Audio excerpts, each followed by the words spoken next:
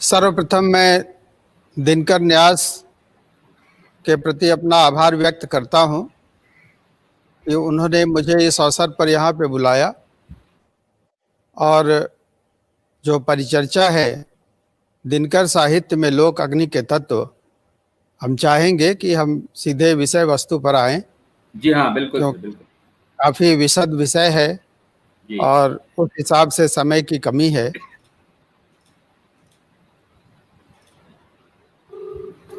जी जी हाँ, पूरा समय हम लोग पास है। जी हाँ, नाटक का थोड़ा समय मानवेंद्र जी, नाटक का थोड़ा समय बढ़ गया है और वो जी जी बिल्कुल।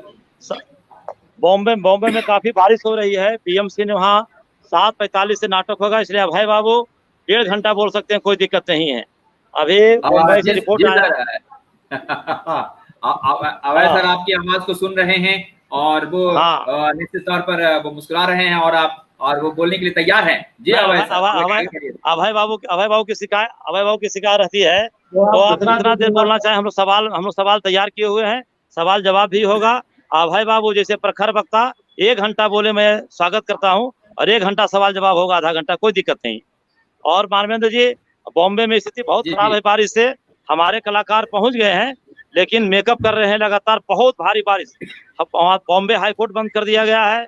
बॉम्बे में कई जगह पर कमर भर से ऊपर पानी हो गया। इसके बावजूद कलाकार अपने स्टूडियो में पहुंचकर तैयारी कर रहे हैं। तो 1 घंटा नाटक में मेरा विलम्ब होगा। सभी लोगों से क्षमा प्रार्थी हैं। जी जी कोई बात नहीं। चलिए अभय जी हमारे साथ जुड़े हुए हैं और अपनी बात रखेंगे। जी सर, आगे बढ़िए। जी सर। जी सर।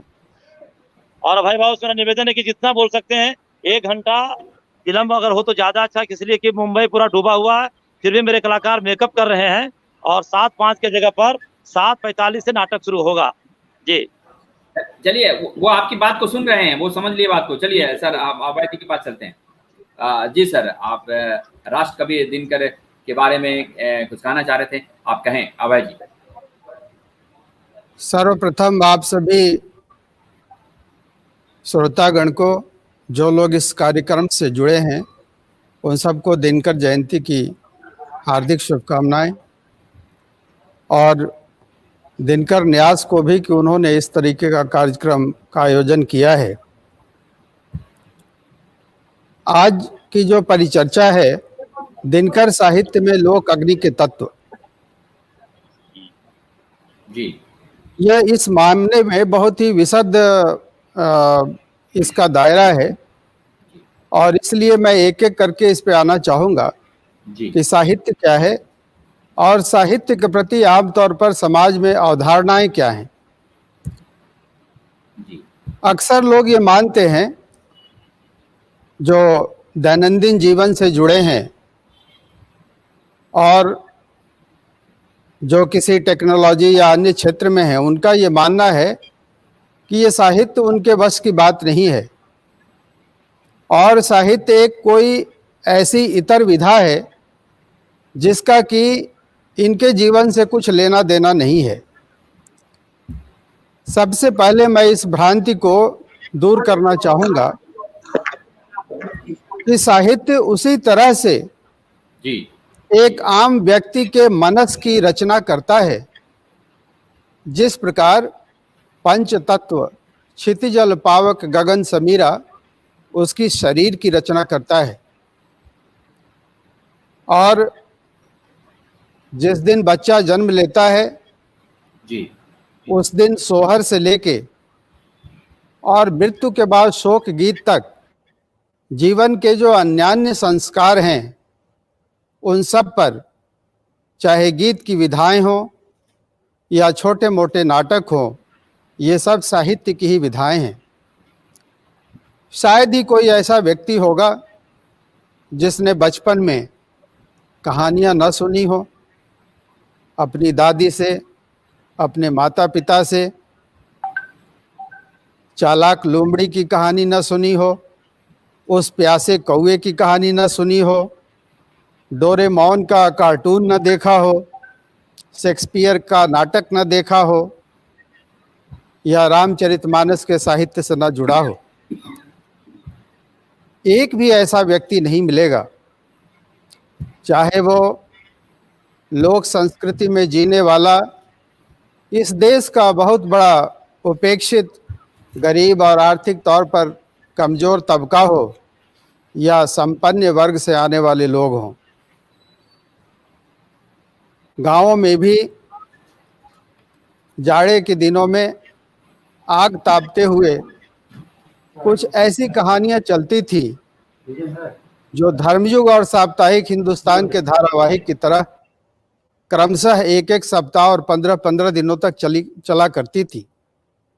और इन कहानियों का क्या असर पड़ा है एक व्यक्ति के व्यक्तित्व को बनाने में, उसके उसके मानस की रचना में उन कहानियों का बड़ा योगदान है। जो आदमी के अंदर षड विकार हैं, उन षड विकारों का पहचान कराने का जो एक अभिक्रम की शुरुआत होती है, उसकी शुरुआत साहित्य से होती है। इसलिए मेरा ये निश्चित मत है कि साहित्य लोक संस्कार से जुड़ा हुआ, लोक संस्कृति से जुड़ी हुई एक ऐसी विधा है जो सबके जीवन का एक आवश्यक अंग है। अब जो दूसरी बात है कि उस लोक में अग्नि के तत्व क्या हैं।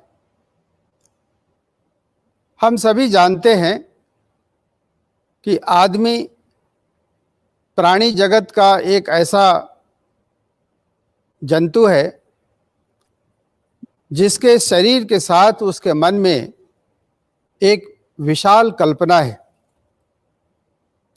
शरीर तो उन पंचभूत तत्वों से बना है जिसका निर्माण इस मिट्टी से सींची गई जो तत्व हैं उनसे हुआ है, जो हमारा दैहिक भाग है। और ये अकारण नहीं है कि चाहे मिट्टी हो, बालू हो या सिल्ट हो, क्ले हो, चट्टान हो, उन सब का स्रोत एक ही है और वो है इग्नियस रॉक। और ये इग्नियस रॉक कहाँ से आया? दिनकर परशुराम की प्रतीक्षा में एक जगह कहते हैं कि सबसे पहले धरती से पहले जल बना था और जल से भी बहुत पहले अग्नि बनी थी। धरती या कोई भी ग्रह उस किसी भी तारे का एक अंश है और वो तारा अपने आप में एक हवन कुंड है, एक अग्नि कुंड है। तात्पर्य यह कि जो धरती है वो उसी अग्नि का अंश है और उस धरती से सिंचित हमारा जो शरीर है उसमें अनायास ही उस अग्नि तत्व का प्रवेश होता है। दूसरी तरफ जो शरीर के अंदर में एक विशाल मन है, शरीर की अपनी सीमित क्षमताएं हैं। हमारी जो इंद्रियां हैं उनकी बहुत सीमित क्षमताएं हैं। हम 4000 एंगस्ट्रम से 8000 एंगस्ट्रम के वेवलेंथ के बीच जो प्रकाश की किरणें हैं उसको देख सकते हैं। हम 20 हर्ज से लेके 20,000 हर्ज तक की साउंड की फ्रीक्वेंसी को सुन सकते हैं। उसी प्रकार हमारा जो ओलिफैक्टरी लोब है ब्रेन के अंदर में, वो कुछ गंधों की पहचान कर सकता है। इतर जीवों में ये क्षमता अलग अलग है और आदमी से ज़्यादा भी है, कम भी है। हम इंफ्रासोनिक साउंड नहीं सुन सकते, अल्ट्रासोनिक साउंड नहीं सुन सकते, हम इंफ्रारेड नहीं देख सकते, अल्ट्रा वायलेट रेज नहीं देख सकते, क्योंकि हमारी इंद्रियों की अपनी एक क्षमता है। और शरीर की क्षमता तो उससे भी कम है। हम कितना दौड़ सकते हैं, भाग सकते हैं, शरीर से हम कितना उत्क्रम कर सकते हैं, उसकी अपनी सीमाएं हैं। लेकिन उस मन के अंदर में, उसके अंदर में जो मन है उसकी इतनी विशालता है। मन की असीमता में निबद्ध आकाश पिंड ग्रह दिशाकाश, मन की असीमता में निबद्ध आकाश पिंड ग्रह दिशाकाश, तन की रसस्विनी धारा में मृदु मिट्टी की सौंधी सुवास। मानव मानव ही नहीं अमृत नंदन यह लेख अमर भी है, वह एक साथ है क्षर अक्षर मृत्यु और महदंबर भी है। तो मानव जीवन इस मामले में बड़ा ही अप्रतिम है, जो जिसके अंदर में एक विशाल कल्पना है। जी और जी हम अगर गौर करें तो आप देखेंगे कि जो आज की सभ्यता है और उस गुफा युग से जो हमने आज तक यहाँ तक की यात्रा की है, उसके पीछे उस कल्पना और स्वप्न का हाथ है। इसका मतलब जो अग्नि तत्व है वह न सिर्फ हमारे दैहिक भाग के अंदर में है, बल्कि हमारे स्वप्न, हमारी उड्डयनशीलता और हमारी कल्पना का भी अंश है। अगर आइंस्टीन ने E=mc² कहा, इसका मतलब एनर्जी और मास ये दोनों दो चीज़ हैं, विपरीत धर्मी हैं, लेकिन एनर्जी और मास के बीच में जब इक्वेशन बनाया, इक्वेशन मतलब इक्वेट कर दिया, this part is equal to that part, तो ये तो किसी सपने और कल्पने से ही आया होगा। और E=mc² की ही अवधारणा पर जब हम फ्यूजन रिएक्शन देखते हैं, जिसका उदाहरण हाइड्रोजन बम है, जिसमें मास डिफेक्ट का एक सिद्धांत है, और जब वो एनर्जी में रूपांतरित होता है तो वह कितनी भयानक अग्नि का वाहक होता है। इस प्रकार धरती पर जो ये इतने प्रचंड अग्नि का वाहक है, ये किसी सपने के स्रोत से आया हुआ है। इसका मतलब आदमी की कल्पना, उसकी कल्पना की उड्डयनशीलता, उसके स्वप्न, ये सिर्फ तरल और वायवीय नहीं है, ये अपने आप में अग्निकुंड है। और जिस दिन कोई आदमी सपना देखता है और जब उस सपने पर सोचता है, तो सपना जितना वायवीय है, कल्पना उससे कुछ अधिक सघन होती है। क्या बात। और कल्पना जब और सघन होती है तो इच्छा का रूप धारण करती है, और जब उसमें एक इच्छा जग जाती है, जब उसमें एक कल्पक लग जाता है, तो फिर उसको मिट्टी पर उतार लाने की जो एक जद्दोजहद जो मन में बनती है, एक आदमी के अंदर जो जिद्द कायम होता है, वह उसी आग का परिणाम है। क्या बात। तो कहने का तात्पर्य यह है कि एक आदमी का भौतिक और उसका अशरीरी, ये जो दोनों हिस्सा है, वो दोनों प्रत्यक्ष और अप्रत्यक्ष रूप से अग्नि का वाहक है। और यही कारण है कि आदमी की सभ्यता में उस अग्नि को हम पाते हैं, उस अग्नि को हम देखते हैं, इसकी कल्पनाशीलता में देखते हैं, इसकी जीवन शैली में देखते हैं। दिनकर की एक कविता चांद और कवि में उन्होंने बड़ा ही सुंदर उदाहरण दिया है। एक दिन चांद एक आदमी को कहने लगा, जी रात यूं कहने लगा मुझसे गगन का चांद, आदमी भी क्या अनोखा जीव होता है, उलझने खुद ही बनाता आप ही जलता, और फिर बेचैन आप ही जगता, और फिर बेचैन हो जगता न सोता है। क्या बात। क्या। चांद बोलता है, जानता है तू कि मैं कितना पुराना हूँ, मैं चुका हूँ देख मनु को जन्मते मरते, और लाखों बार तुझसे पागलों को भी चांदनी में बैठ स्वप्नों पर सही करते। चांद बोलता है जी कि आदमी का स्वप्न क्या है, आदमी का स्वप्न क्या है, बुलबुला जल का आज बनता और कल फिर फूट जाता है, किंतु तो भी धन्य ठहरा आदमी ही तो बुलबुलों से खेलता कविता बनाता है। जी। और उसको बोलता है चांद फिर से देख मुझको जानता है तू, स्वप्न मेरे बुलबुले हैं और पानी भी, आग को भी क्या नहीं पहचानता है तू।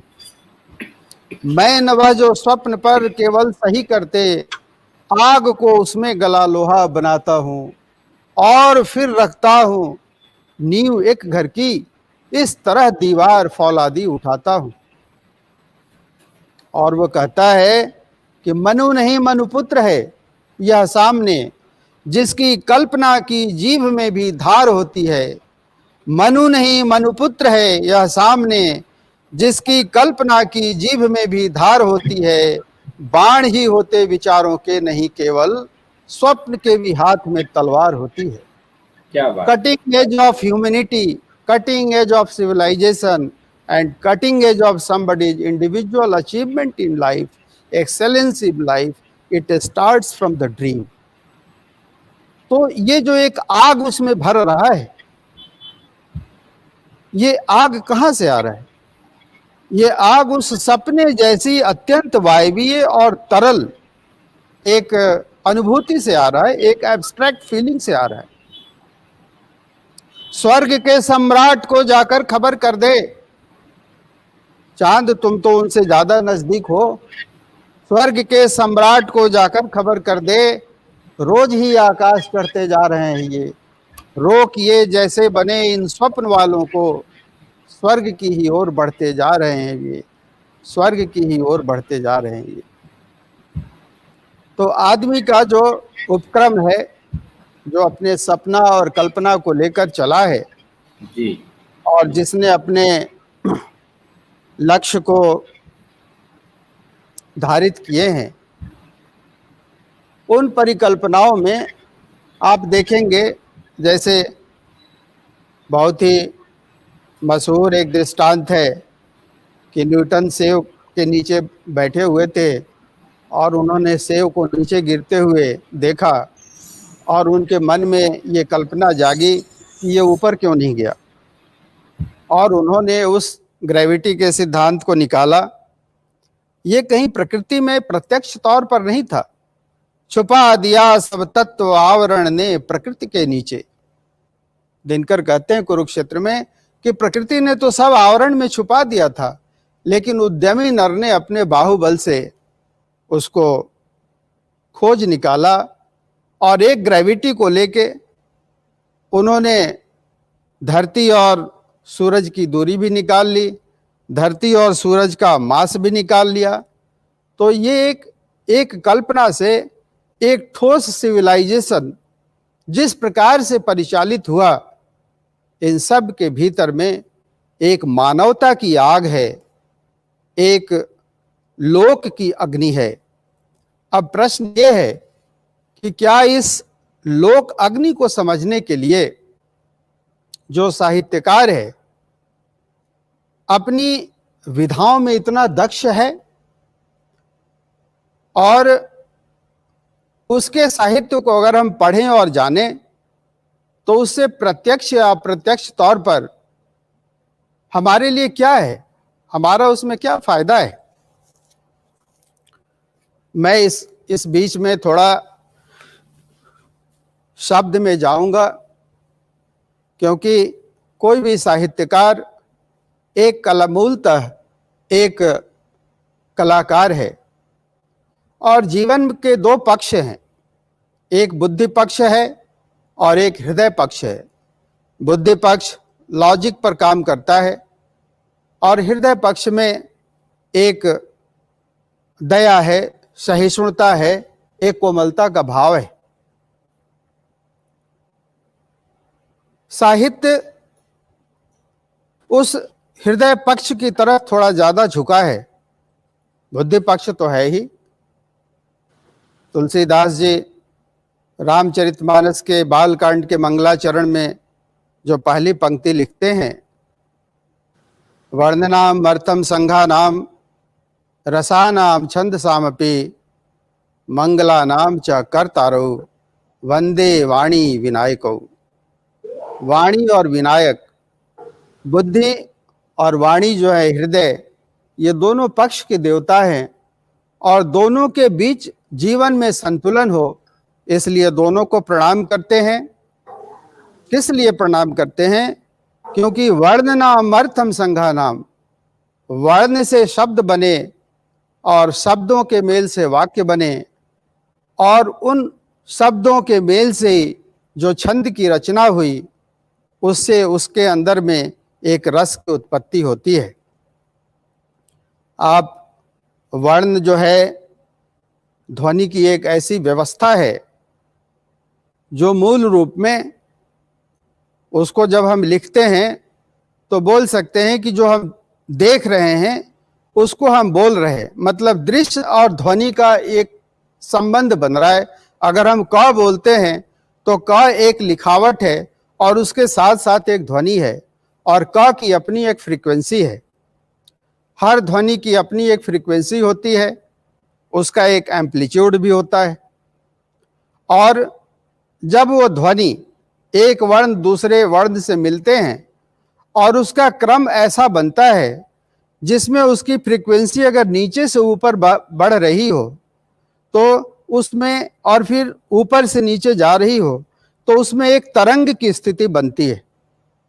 और ये कुछ ऐसा ही है जैसे कि हम लॉन्गिट्यूडनल वेव जो होता है साइंस में जानते हैं, लॉन्गिट्यूडनल वेव, उसमें जैसे कोई कहीं से आवाज़ निकाल रहा हो और हवा के माध्यम से जब आवाज़ आती है तो हवा के उस परत पर, वोकल कॉर्ड के वाइब्रेशन के चलते हवा के उस परत पर दबाव पड़ती है।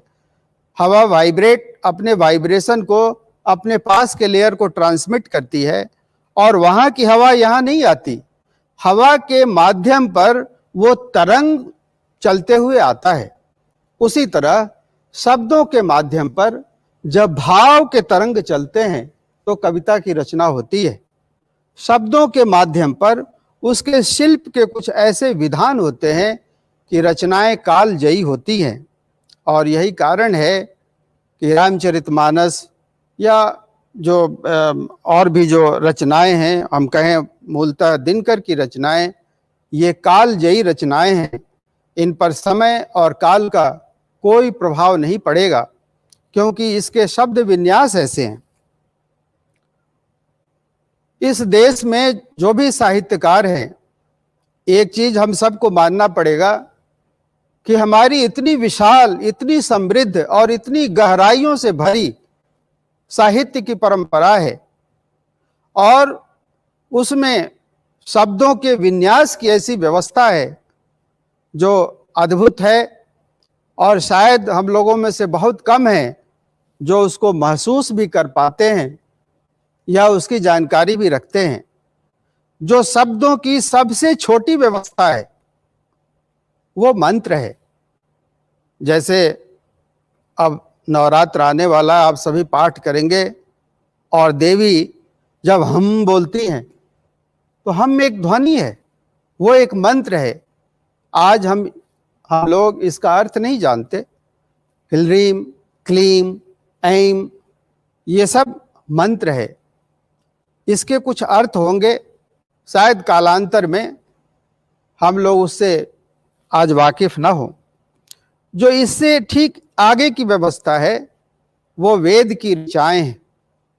वेद की ऋचाओं में शब्दों की इतनी चुस्त व्यवस्था है, इतने संघनित फॉर्म में उसको रखा गया है, इतना कंडेंस्ड है कि उसको समझने के लिए वेद के व्याकरण को निरुक्त कहते हैं। निरुक्त का संधान करने के बाद भी जो कोई उसे समझेगा वो उस आदमी के अपने समझ और उसके इंटरप्रिटेशन पे डिपेंड करेगा कि वो उसे किस तरह इंटरप्रेट कर रहा है। उसको पल्लवित करना ही पड़ेगा क्योंकि उसका डायरेक्ट सीधा प्रत्यक्ष कोई अर्थ नहीं निकल सकता है। वेद की ऋचाओं से आगे जब हम उपनिषद में आते हैं या पाणिनि के अष्टाध्यायी में भी, पाणिनि ने जब अष्टाध्यायी लिखा तो वैदिक संस्कृत से लौकिक संस्कृत की तरफ हम आए और निरुक्त वेद के साथ ही रह गया। वेद की ऋचाओं को समझने के लिए, तो वो सूत्र कहलाए। ये सूत्र भी इतने कंडेंस्ड हैं कि इनको बिना प्रसारित किए आप इसका अर्थ नहीं समझ सकते। और फिर जो उसके नीचे की व्यवस्था हुई, काव्य परंपरा में वो श्लोक हुई, और गद्य परंपरा में जो हम वाक्य बनाते हैं वो उसकी संरचना का हिस्सा बना। एक इसके साथ ये भी कहना जोड़ना बड़ा प्रासंगिक होगा। आदि शंकराचार्य ने, आप देखें, जब उन्होंने जो भी वेद के इंटरप्रेटर हैं उन्हें वेदांती कहा जाता है, और जो अब तक जितने महान वैदांतिक लोग हुए, एक तरह से उनके अपने इंटरप्रिटेशन में भिन्नताएं रही हैं। शंकराचार्य ने, आदि शंकराचार्य ने जब अद्वैत के दर्शन को लाया तो उनके मृत्यु के बाद उनके शिष्य श्रीधराचार्य ने ही उसका खंडन किया कि शंकराचार्य जी ने जहां इंटरप्रिटेशन किया था वो वहां पे किस प्रकार से कोई कमी रह गई थी। फिर आप देखिए, जब पुष्टि मार्गीय संप्रदाय का जब प्रादुर्भाव हुआ, वल्लभाचार्य, रामानुजाचार्य, ऐसे महान दार्शनिक और विचारक जो अद्वैत को सीधा साकार स्वरूप भगवान की स्थिति तक लाते हैं, जो अद्वैत से अवतार तक की यात्रा कराते हैं, उनका भी आधार वेद ही है। उन्होंने भी उसका इंटरप्रिटेशन किया। ये बड़े अचरज की बात कि जिस वेद को लेकर शंकराचार्य ने अद्वैत का दर्शन दिया, और अद्वैत के दर्शन का मूल प्रतिपाद्य क्या है कि एक ब्रह्म है, उसकी सर्वसत्ता है, और ये जगत है वो उसकी रचना है। माया से आविष्ट होकर वो जगत की सृष्टि की रचना करता है।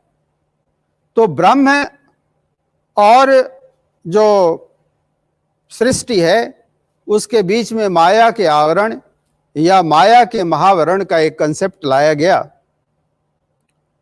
और इसे समझने के लिए बहुत प्रचंड बुद्धि की आवश्यकता पड़ी।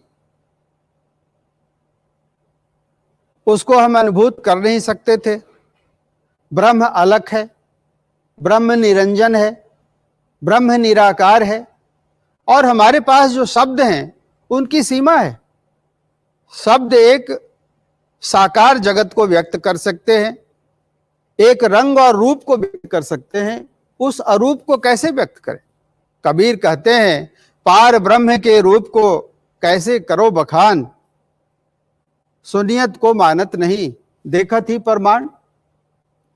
और फिर जो योग मार्गियों की जो परंपरा आई, जिन्होंने कुंडलनी को सहस्रार चक्र तक ले जाने का उपक्रम किया, उनके पास भी यह समस्या थी कि उस बात को शब्दों में कैसे रखें। इसलिए योग मार्गियों ने, अगर आप योग मार्गियों की आप रचना देखें तो आप देखेंगे कि शब्दों के ऐसे युग्म का प्रयोग करते हैं कि वह है भी, वह नहीं भी है, उसका रंग भी है, वो रंग नहीं भी है।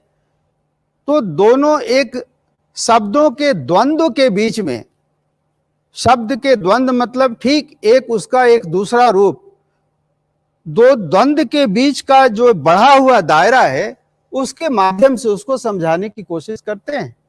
क्योंकि अदृश्य जगत की चीज दृश्य जगत में उसको कैसे लाया जाए और किस प्रकार शब्दों की सीमा में बांध कर समझाया जाए, क्योंकि हम तो शब्द की सीमा को ही समझ सकते हैं, शब्द की भाषा को ही समझ सकते हैं। मेरा शब्द पर जोर देने का तात्पर्य यह है कि अगर आप दिनकर के काव्य को देखें, शब्दों की ऐसी परंपराओं का उन्होंने इस्तेमाल किया है, ऐसे शब्द लाए हैं जो निश्चित का आशय अनिश्चित से जोड़ते चलते हैं। दिनकर ने स्वयं ही उर्वशी में इसकी चर्चा की है। उन्होंने अस्पष्ट शब्द मत चुनो चुनो उनको जो धुंधियाले हैं, अस्पष्ट शब्द मत चुनो चुनो उनको जो धुंधियाले हैं, वही शब्द ऋचाओं में प्रवेश पाने पर जोड़ते आते हैं आशय, निश्चित का निश्चित से वो आशय जोड़ते हैं। तो निश्चित का अनिश्चित से आशय जोड़ने की जो शब्द सामर्थ्य है वो किसी भी कवि या साहित्यकार को महानता के उस दर्जे पर ले जाता है जहां पर वो किसी तुलना या वो किसी धारा या वो किसी खंड या वो किसी परंपरा का नहीं रह जाता। वो मानवता का साहित्यकार होता है, वो मानवता का कवि होता है। उसकी कविता में मानवता की पीड़ा होती है। और कविता के बारे में ये भी कहते हैं कि कविता क्या है। कविता अपने मूल रूप में एक भाव का उद्गार है और वो किसी समस्या का समाधान नहीं देती। मनुष्यों के जो समस्याएं हैं, समस्याओं के समाधान और प्रश्नों के उत्तर मनुष्यों के नेता दिया करते हैं। कविता सिर्फ एक दर्द की भूमि को जानती है और आपको वहां तक जोड़ देती है। आपको एक ऐसे बिंदु पर ले जाकर जोड़ेगी जहां आपके अंदर में एक दर्द होगी, एक बेचैनी होगी, बाकी का रास्ता आप खुद ढूंढेंगे। और यही साहित्यकार का काम है। वो क्योंकि वो तभी कालजयी रचना है जो अनेक काल खंडों में परखा जा रहा है। लोग उसको पढ़ेंगे, लोग उसको सुनेंगे और इसी प्रकार करती जाएगी, पीढ़ी दर पीढ़ी आएगी कूजन गूढ़ प्रणय का। तो ये जो आप्रलयम निरंतर जो बातें चली आ रही हैं वो शब्दों की उस सामर्थ्यवान श्रृंखलाओं के बीच अपनी अभिव्यक्ति पाते रहेंगे। जब जब उन्हें अभिव्यक्ति का संकट होगा, जब जब उन्हें कल्पना की दुनिया में जाना होगा, जब जब उन्हें सपने की दुनिया में जाना होगा, वो कविता उनके साथ खड़ी होगी, उनके विचार को, उनके मनस को एक विस्तार देगी, उनके मनस पटल में एक उद्रेक का संचार कर पाएगी। इसलिए दिनकर की जो शब्द वियोजन है या उनकी जो शब्द वियोजन की जो क्षमता है वो अत्यंत ही अद्भुत है। एक प्रसंग के माध्यम से मैं कहना चाहूँगा कि जो उन्होंने काल और समय, टाइम एंड स्पेस के बारे में दिनकर ने उर्वशी में क्या विचार रखे हैं। पुरूरवा और उर्वशी के बीच का संवाद है। अतल अनादि अनंत पूर्ण बृंहित अपार अंबर में। अतल अनादि, इसकी कोई आदि तो है नहीं। अतल अनादि अनंत पूर्ण भी है अपने आप में, लेकिन बृंहित है, एक्सपेंडिंग यूनिवर्स। जो स्टीफन हॉकिंस बोलते थे कि यूनिवर्स इज एक्सपेंडिंग, और ये एक्सपेंड कर रहा है तभी सब कुछ चल रहा है। तो बृंहित शब्द वही है। अतल अनादि अनंत पूर्ण बृंहित अपार अंबर में, सीमा खींचे कहां निमिष पल दिवस मास संवत्सर। प्रिय उस पत्र को समेट लो जिसमें समय सनातन, क्षण मुहूर्त संवत शताब्दी के बूंदों में अंकित है। पुरूरवा कहता है, रुको समय सरिते पल अनुपल काल सकल घटिकाओं, इस प्रकार आतुर उड़ान भर कहां तुम्हें जाना है। कहीं समापन नहीं ऊर्ध्वगामी जीवन की गति का, काल पयोनिधि का त्रिकाल में कोई कूल नहीं है। कहीं कुंडली मार बैठ जाओ नक्षत्र निलय में, मत ले जाओ खींच निशा को आज सूर्य वेदी पर। ये टाइम एंड स्पेस की जो उनकी अवधारणा है उससे ऐसा लगता है कि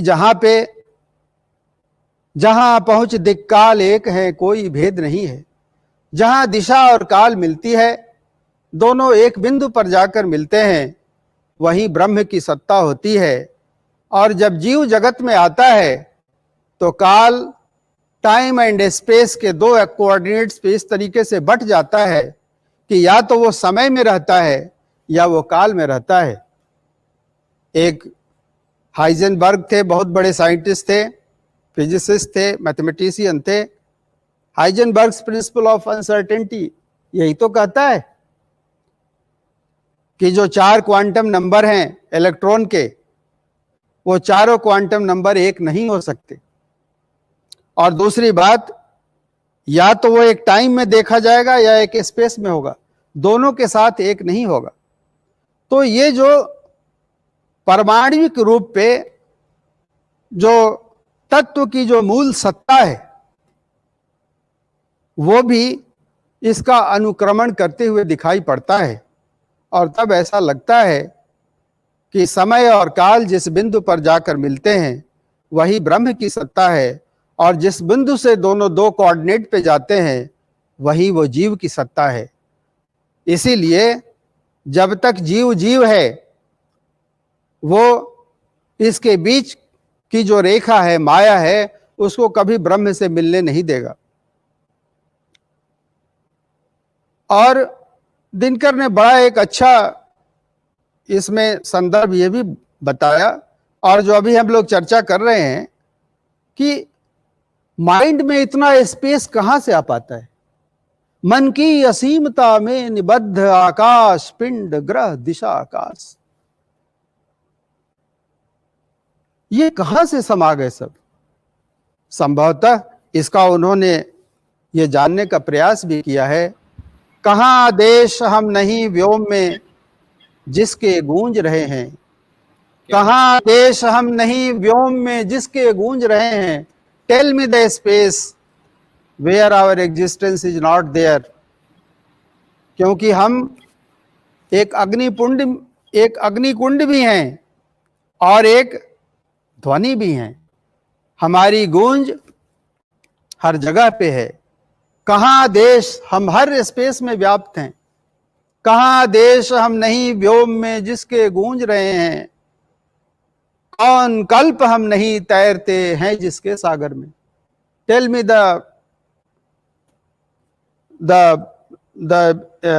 this sea of time where we are not vibrating। क्योंकि कहां देश हम नहीं व्योम में जिसके गूंज रहे हैं। कौन कल्प हम नहीं तैरते हैं जिसके सागर में। महाशून्य का उत्स हमारे मन का भी उद्गम है। This is the point. महाशून्य का, ये जो ब्रह्मांड का जो पूरा महाशून्य बना, जिस बिंदु से इस महाशून्य की रचना हुई, उसी का पार्ट हमारा मन भी है। इसलिए अकारण नहीं है कि मन की भी वही विशालता है जो इस महाशून्य की विशालता है। महाशून्य का उत्स निकलना हमारे मन का भी उद्गम है। क्यों? बहती है प्रेरणा। और हमारे अंदर में वो प्रेरणा क्या है? बहती है प्रेरणा काल के आदि मूल को छूकर। जहां से टाइम निकला था, वहीं से वो चेतनता हमारे मन के अंदर है। और जब इतना बड़ा उन्होंने फलक लिया टाइम एंड स्पेस का, और जब मन उसमें आता है, मन उस स्पेस में जब जाता है, अंतर्नभ का यह प्रसार, यह परिधि भंग प्राणों का। अंतर्नभ का यह प्रसार, अंतर्नभ का यह प्रसार, यह परिधि भंग प्राणों का। सुख की इस अपार महिमा को कहां समेट धरे हम।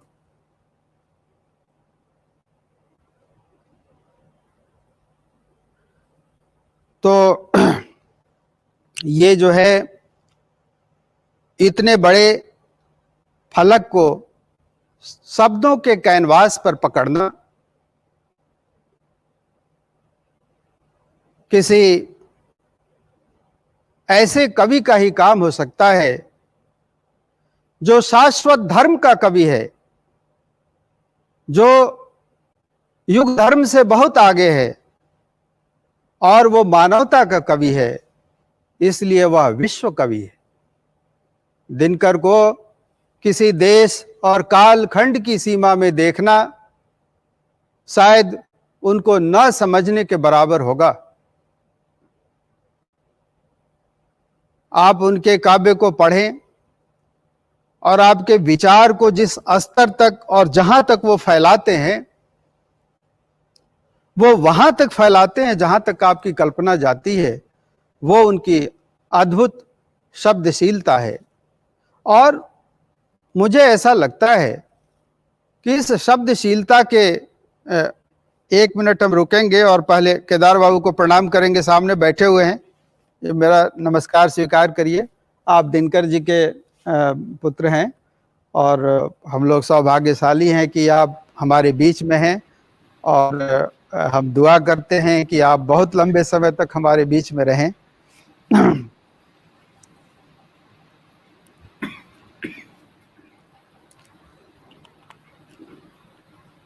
तो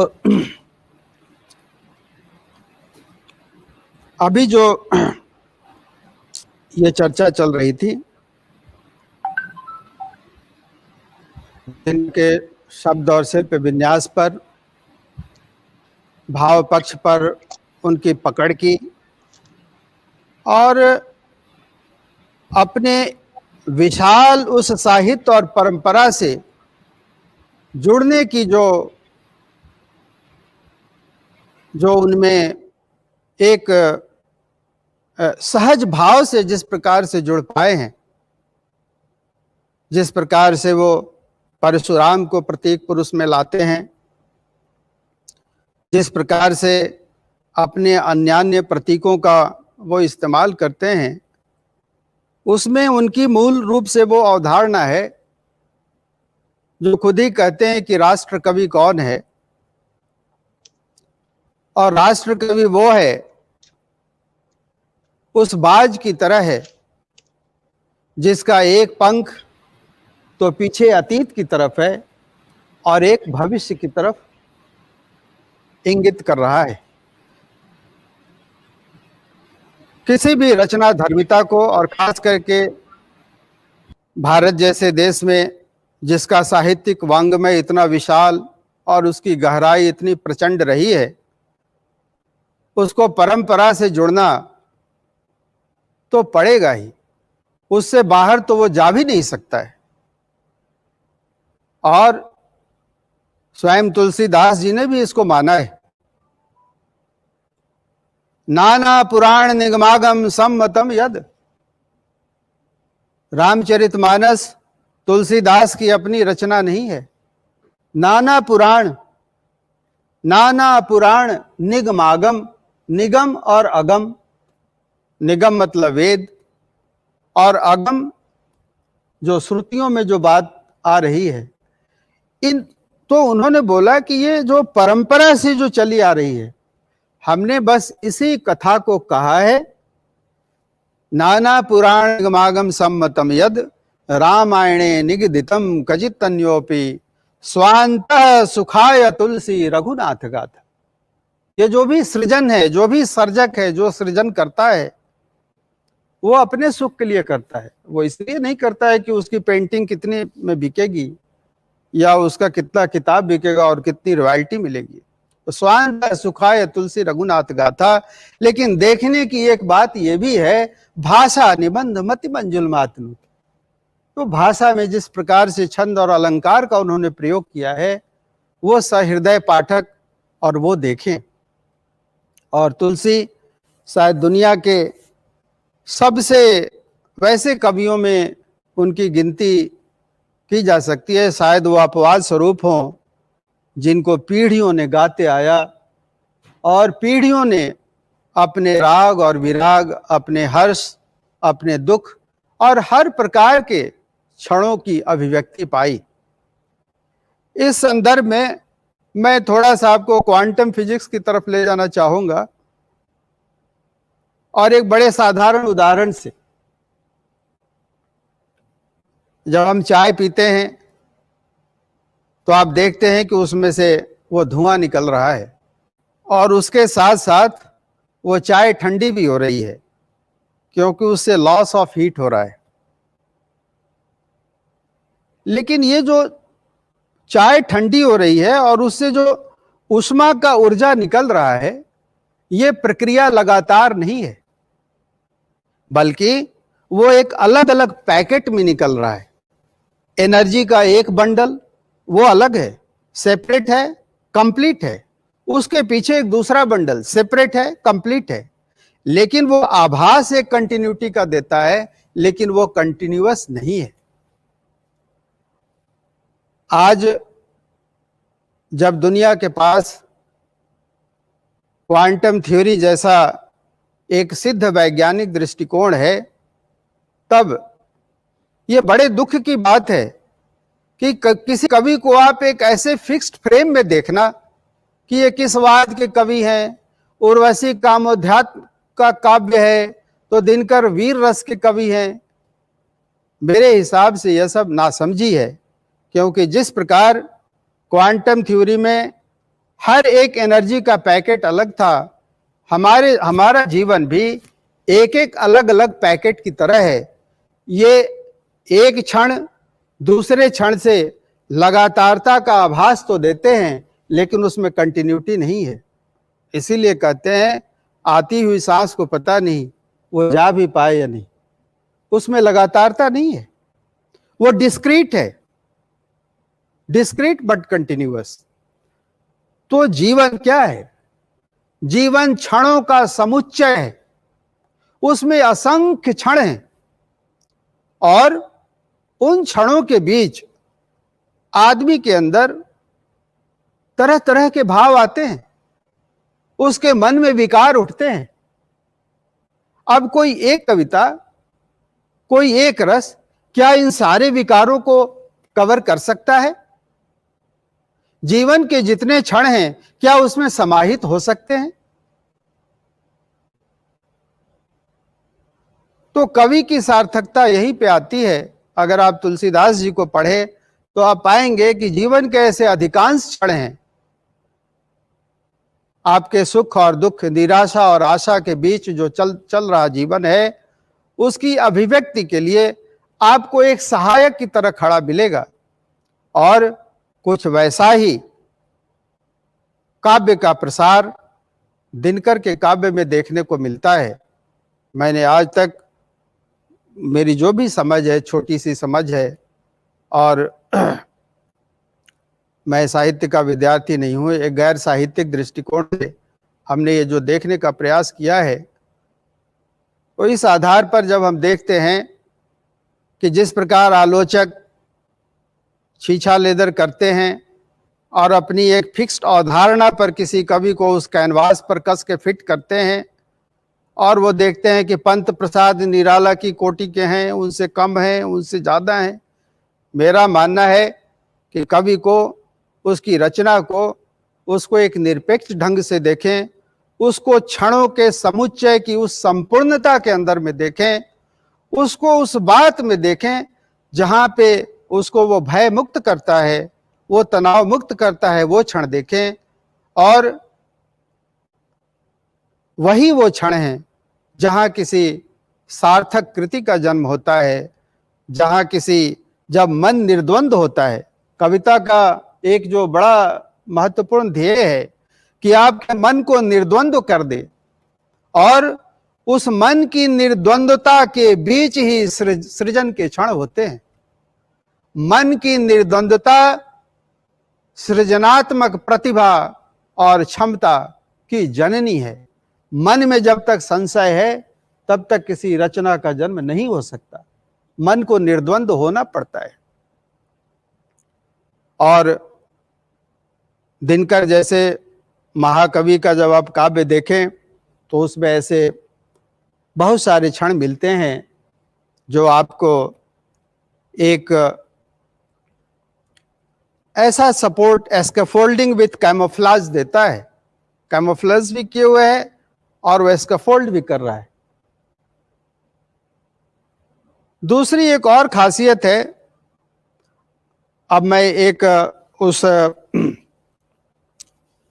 दर्शन से थोड़ा हटके मैं इस पे रश्मि रति पे चूंकि नाट्य मंचन है उसके तरफ आऊंगा कि जब उन्होंने कर्ण के चरित्र पर लिखने का प्रयास किया तो कर्ण एक सर्वविदित चरित्र है, महाभारत का एक ऐसा पात्र है जो असत्य और अधर्म के साथ खड़ा है महाभारत की लड़ाई में, फिर भी उसका चरित्र इतना धीरोदात्त है कि वो आज तक जन जन के लिए अनुकरणीय है। और महाभारत में कौरवों के लिए कर्ण की वही भूमिका है जो पांडवों के लिए कृष्ण की है। कृष्ण तो अवतार हैं, वो तो देवता हैं, लेकिन कर्ण एक मानव देह धर्मी होकर जिस देवता की बराबरी तक उसको स्थान दिया गया है, ये मनुष्यता का इससे बड़ा उत्थान कोई कवि अपने कविता में दिखाए, कोई साहित्यकार उसको लाए, ये बड़े ही एक अद्भुत शिल्प का नमूना उन्होंने दिखाया है। उन्होंने उर्वशी में भी कहा है, नर के वश की बात, एक प्रसंग है जब अप्सराएं आपस में बात करती हैं प्रथम सर्ग में, कौन भेद है क्या अंतर है धरती और गगन में, उठता है यह प्रश्न कभी रंभे तेरे भी मन में।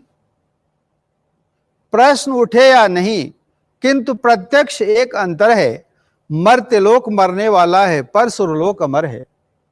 अमिट जो मरे नहीं, स्निग्ध बिल्कुल चिकना, अमिट स्निग्ध निर्धूम शिखासी, ऐसी शिखा जिसमें धुआं न हो, बिल्कुल उसका लौ पीला। वो राजा रवि वर्मा की पेंटिंग में जो औरत जो जिस चिराग को लिए हुए रहती है, शायद कुछ उस प्रकार का लौ। अमिट स्निग्ध निर्धूम शिखासी देवों की काया है, मर्त्यलोक की सुंदरता तो क्षण भर की माया है। इसमें क्या रखा हुआ है? किंतु भूल रही हो रंभे तुम नस्वरता के वर को, नर को जो आनंद सुलभ है नहीं प्राप्त अंबर को। और वो क्या है? नर के वश की बात, देवता बने कि नर रह जाए। रुके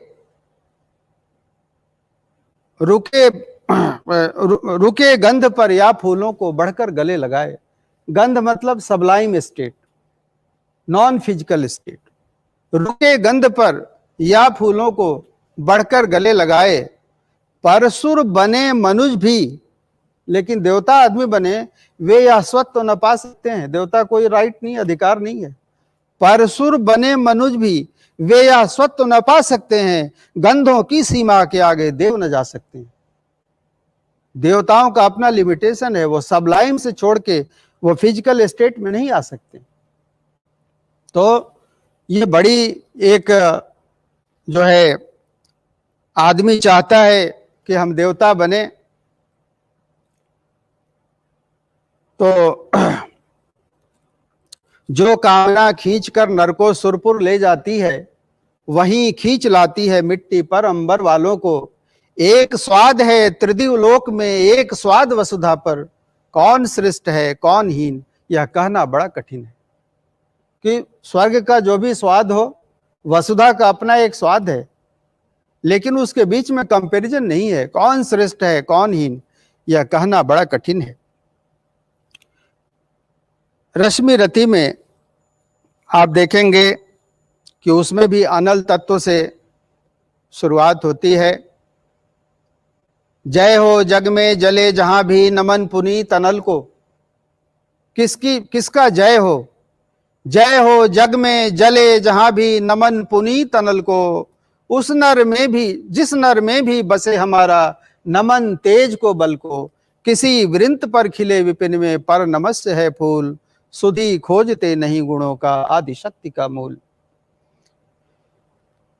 कर्ण वहां से उसके जीवन के इतने मार्मिक प्रसंग हैं और उसको ऐसा दिखाया है, जन्म से लेकर मृत्यु तक वो भाग्य से छला हुआ खड़ा है। उसका जन्म जगत विदित है, उसके पिता सूर्य थे, उसकी माता कुंती जब कुमारी थी तभी कुंती किसी दिन ध्यान कर रही थी और सूर्य आए और फिर कर्ण का उससे जन्म हुआ। चूंकि वो कुमारी थी इसलिए लोक लज्जा समाज के डर से कर्ण को उसने नदी के धार में छोड़ दिया और एक रथकार था, उसकी पत्नी राधा को मिला और राधा ने कर्ण का पालन किया। और चूंकि उसका सामाजिक जो परिदृश्य था वो एक रथकार के घर का हो गया, इसलिए समाज के अंदर में जो जातिगत व्यवस्था बनी हुई है, जातिगत व्यवस्था की एक बड़ी जो सबसे खास बात है, जो सोशियोलॉजिस्ट उसको देखते हैं, वो है कि आप जिस जाति में जन्म लेते हैं वहां से आपका शेष जीवन का सारा, किनको आप प्रणाम करेंगे और कौन आपको प्रणाम करेगा, से लेकर सब कुछ डिसाइड हो जाता है। तो एक सूत पुत्र होने के नाते उसको तिरस्कार मिला, और तिरस्कार इसलिए भी मिला कि जन्म से ही वो कवच और कुंडलधारी था, उसमें देवोपम गुण था और कर्ण जो है एक अद्भुत वीरता को धारण किए हुए था। तो निश्चित तौर पे जो जमाने के नीतिकार थे, जो राजधर्म के व्यवस्थापक थे, वह ऐसी शक्तियों से डरा करते हैं। और इसका प्रथम सर्ग में एक प्रत्यक्ष दृष्टांत आता है। रंगभूमि में अर्जुन था जब समा अनोखा बांधे, उनका कुछ एनुअल मीट हो रहा था और अर्जुन अपने धनुष कला को दिखा रहे थे। तभी अचानक ये प्रवेश करता है और बोलता है कि जो अर्जुन दिखलाया वो सब तो हम भी दिखला सकते हैं। और कहिए तो इस राजपुत्र के कर से बोला कि लेकिन कृपाचार्य बोले कि लेकिन ठीक है, तुम हो कौन, ऐसे कैसे ये अर्जुन है या राजपुत्र है, जिस तिस्ते हाथापाई में कैसे कूद पड़ेगा, ये जिस तिस से तो नहीं लड़ेगा। अगर इसको तुमको ललकारना है तो पहले बताओ कि तुम हो कौन, तुम भी कहीं के राजा वगैरह हो। और इसी को एक मौका देखकर दुर्योधन उसको अंग देश का राज मुकुट देता है और एक राजा की हैसियत देकर दुर्योधन को लगा कि यह प्रतिभाशाली है और कभी भी पांडवों से बदला लेने में यह काम आएगा। दुर्योधन की अपनी चाल थी, लेकिन कर्ण उसके चलते काफी उसमें जो एक ये जो मित्रता का भाव, एक एहसान का भाव, एक ऑब्लिगेशन का भाव आता है, उसको वो एक धर्म के रूप में निभाता है, मित्र धर्म के रूप में निभाता है।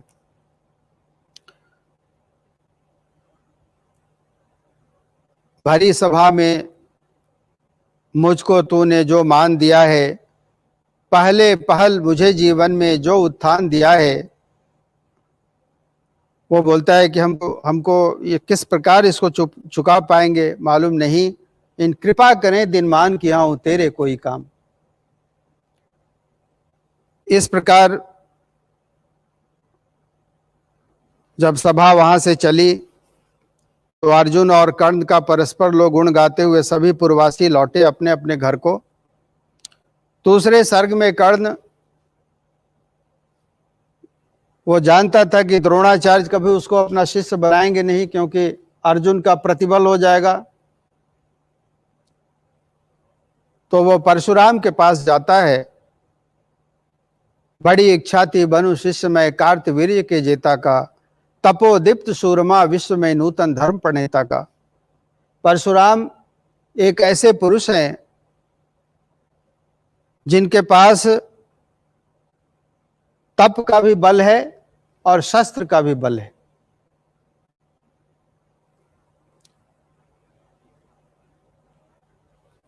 और ऐसा शायद पूरे ऐतिहासिक और पौराणिक संदर्भ में कोई भी चरित्र या कोई भी प्रतीक नहीं है जो परशुराम की तरह है। किंतु कौन नर तपोनिष्ठ है यहां धनुष धरने वाला, एक साथ यज्ञाग्नि और असी की पूजा करने वाला। तलवार और यज्ञ ये दोनों। तो कहता है इतिहास जगत में हुआ एक ही नर ऐसा। ये कौन थे? मुख में वेद पीठ पर तर्कस, मुख में वेद पीठ पर तर्कस, कर में कठिन कुठार विमल, शाप और शर दोनों ही थे, जिस महान ऋषि के संबल। यह कुटीर है उसी महामुनि परशुराम बलशाली का, भृगु के परम पुनीत वंशधर व्रती वीर प्रणपाली का। कहता है इतिहास जगत में हुआ एक ही नर ऐसा, रण में कुटिल काल समक्रोधी, तप में महासुरेश जैसा। परशुराम का भी एक अपने जीवन का एक व्रत था, एक धर्म था। परशुराम इस बात से दुखी थे। एक किंवदंती है कि परशुराम ने 17 बार धरा को क्षत्रियों से विहीन किया। क्षत्रिय राजन्य वर्ग थे, वो राजाओं के समुदाय थे और उनके पास तलवार था। एक ऐसा सोशियो पॉलिटिकल कॉन्ट्रैक्ट बना जिसमें राजा के पास तलवार तो होगा, लेकिन तलवार पर संतुलन ज्ञान का होना चाहिए। इसीलिए एक ब्राह्मण जो होगा वो अपने ज्ञान से उसको राजा के बल को संतुलित करके रखेगा, क्योंकि खड़ग बड़ा उद्धत होता है। जिसके पास एकदम नंगा तलवार हो और बल हो वो तो कुछ भी कर दे। खड़ग बड़ा उद्धत होता है, उद्धत होते हैं राजे, इसीलिए तो सदा बजाते रहते हैं रण के बाजे। और रण केवल, और रण भी किस लिए? नहीं जैसे दुखदैन्य भगाने को, पर शोषक पथ भ्रांत मनुज को नहीं पंथ पर लाने को। रण केवल इसलिए कि वे कल्पित अभाव से छूट सकें, बढ़े राज्य की सीमा जिससे अधिक जनों को लूट सके। रण केवल इसलिए कि सत्ता बढ़े नहीं पत्ता डोले, भूपों के विपरीत कहीं भी कोई नहीं कुछ भी बोले। तो जब ऐसी राजाओं की ऐसी व्यवस्था हो गई और ब्राह्मणों का ज्ञान का तिरस्कार करने लगे, तो परशुराम का कहना था कि तलवार उठाते समय विवेक का अंकुश होना बहुत जरूरी है। सीमित जो रख सके खड़ग को पास उसी को आने दो, सीमित जो रख सके खड़ग को पास उसी को आने दो, विप्र जाति को छोड़ किसी को मत तलवार उठाने दो। क्योंकि उस बल पर ज्ञान का संतुलन होना चाहिए। और परशुराम उस परंपरा के इकलौते ऐसे ऋषि हैं, ऐसे वीर हैं। और उनके इस व्रत के पीछे जो कारण था कि जो सोशियो पॉलिटिकल कॉन्ट्रैक्ट था ज्ञान और बल के बीच में, वो टूट गया था। इसलिए वो राजाओं की निरंकुश सत्ता को उन्होंने उखाड़ फेंका था और दुनिया में वो चाहते थे कि इस तरह की व्यवस्था फिर दोबारा ना आए। क्योंकि ये जो राजाओं को इनकी जो जीत की लिप्सा थी उससे शोणित से भर गया था धरती, और कत्लेआम और इससे लोग आतंकित हो चले थे। और ब्राह्मणों को सुनता कौन यहाँ पंडित की, करते सब अपनी मन की, जय पुकारती प्रजा रात दिन राजा जय यशस्वी की। सिर था जो सारे समाज का वही अनादर पाता है, यहाँ रोज राजा ब्राह्मण को अपमानित करवाता है। वो ज्ञान का तिरस्कार कर रहा है, वो उस पर किसी का अंकुश ही नहीं है। तो ऐसी निरंकुश सत्ता जो सोशियो पॉलिटिकल कॉन्ट्रैक्ट के टूटने से जिसका प्रादुर्भाव हुआ, परशुराम उसके संहारक के रूप में, एक पौराणिक पुरुष के रूप में हमारे पौराणिक पुरुष की तरह आते हैं और उसका दिनकर ने वो प्रतीक लिया है। और यही कारण था कि जब उनको पता लगा कि कर्ण क्षत्रिय है तो उन्होंने उसे शिक्षा देने से मना कर दिया। लेकिन उसके कुछ प्रसंग बड़े मार्मिक हैं। परशुराम चूंकि अपने इस व्रत से बंधे हुए थे जिसे वो तोड़ नहीं सकते थे, इसलिए उनको कर्ण को अपनी शिष्यता से निकालना पड़ा। और जब देखते हैं उनके अंदर में एक दया भी है, तो वो समझाते हैं कि हमने तो ब्रह्मास्त्र हरण किया है, रहा नहीं ब्रह्मास्त्र इस एक, तुम तो वीर हो, तुम्हारे पास कई अस्त्र शस्त्र हैं, रहा नहीं ब्रह्मास्त्र एक, इससे क्या आता जाता है, एक शस्त्र से नहीं वीर कोई सब दिन कहलाता है। नई कला नूतन रचनाएं, नए सूझ नूतन साधन, नए भाव नूतन उमंग से वीर बने रहते नूतन। तो वीरता जो है हमेशा अपने कंप्यूटर सिस्टम की तरह उसको अपग्रेड करते रहना पड़ता है। वो एक सिस्टम से या एक ऑपरेटिंग सिस्टम से वो नहीं चल पाता है, समय की मांग के हिसाब से उसको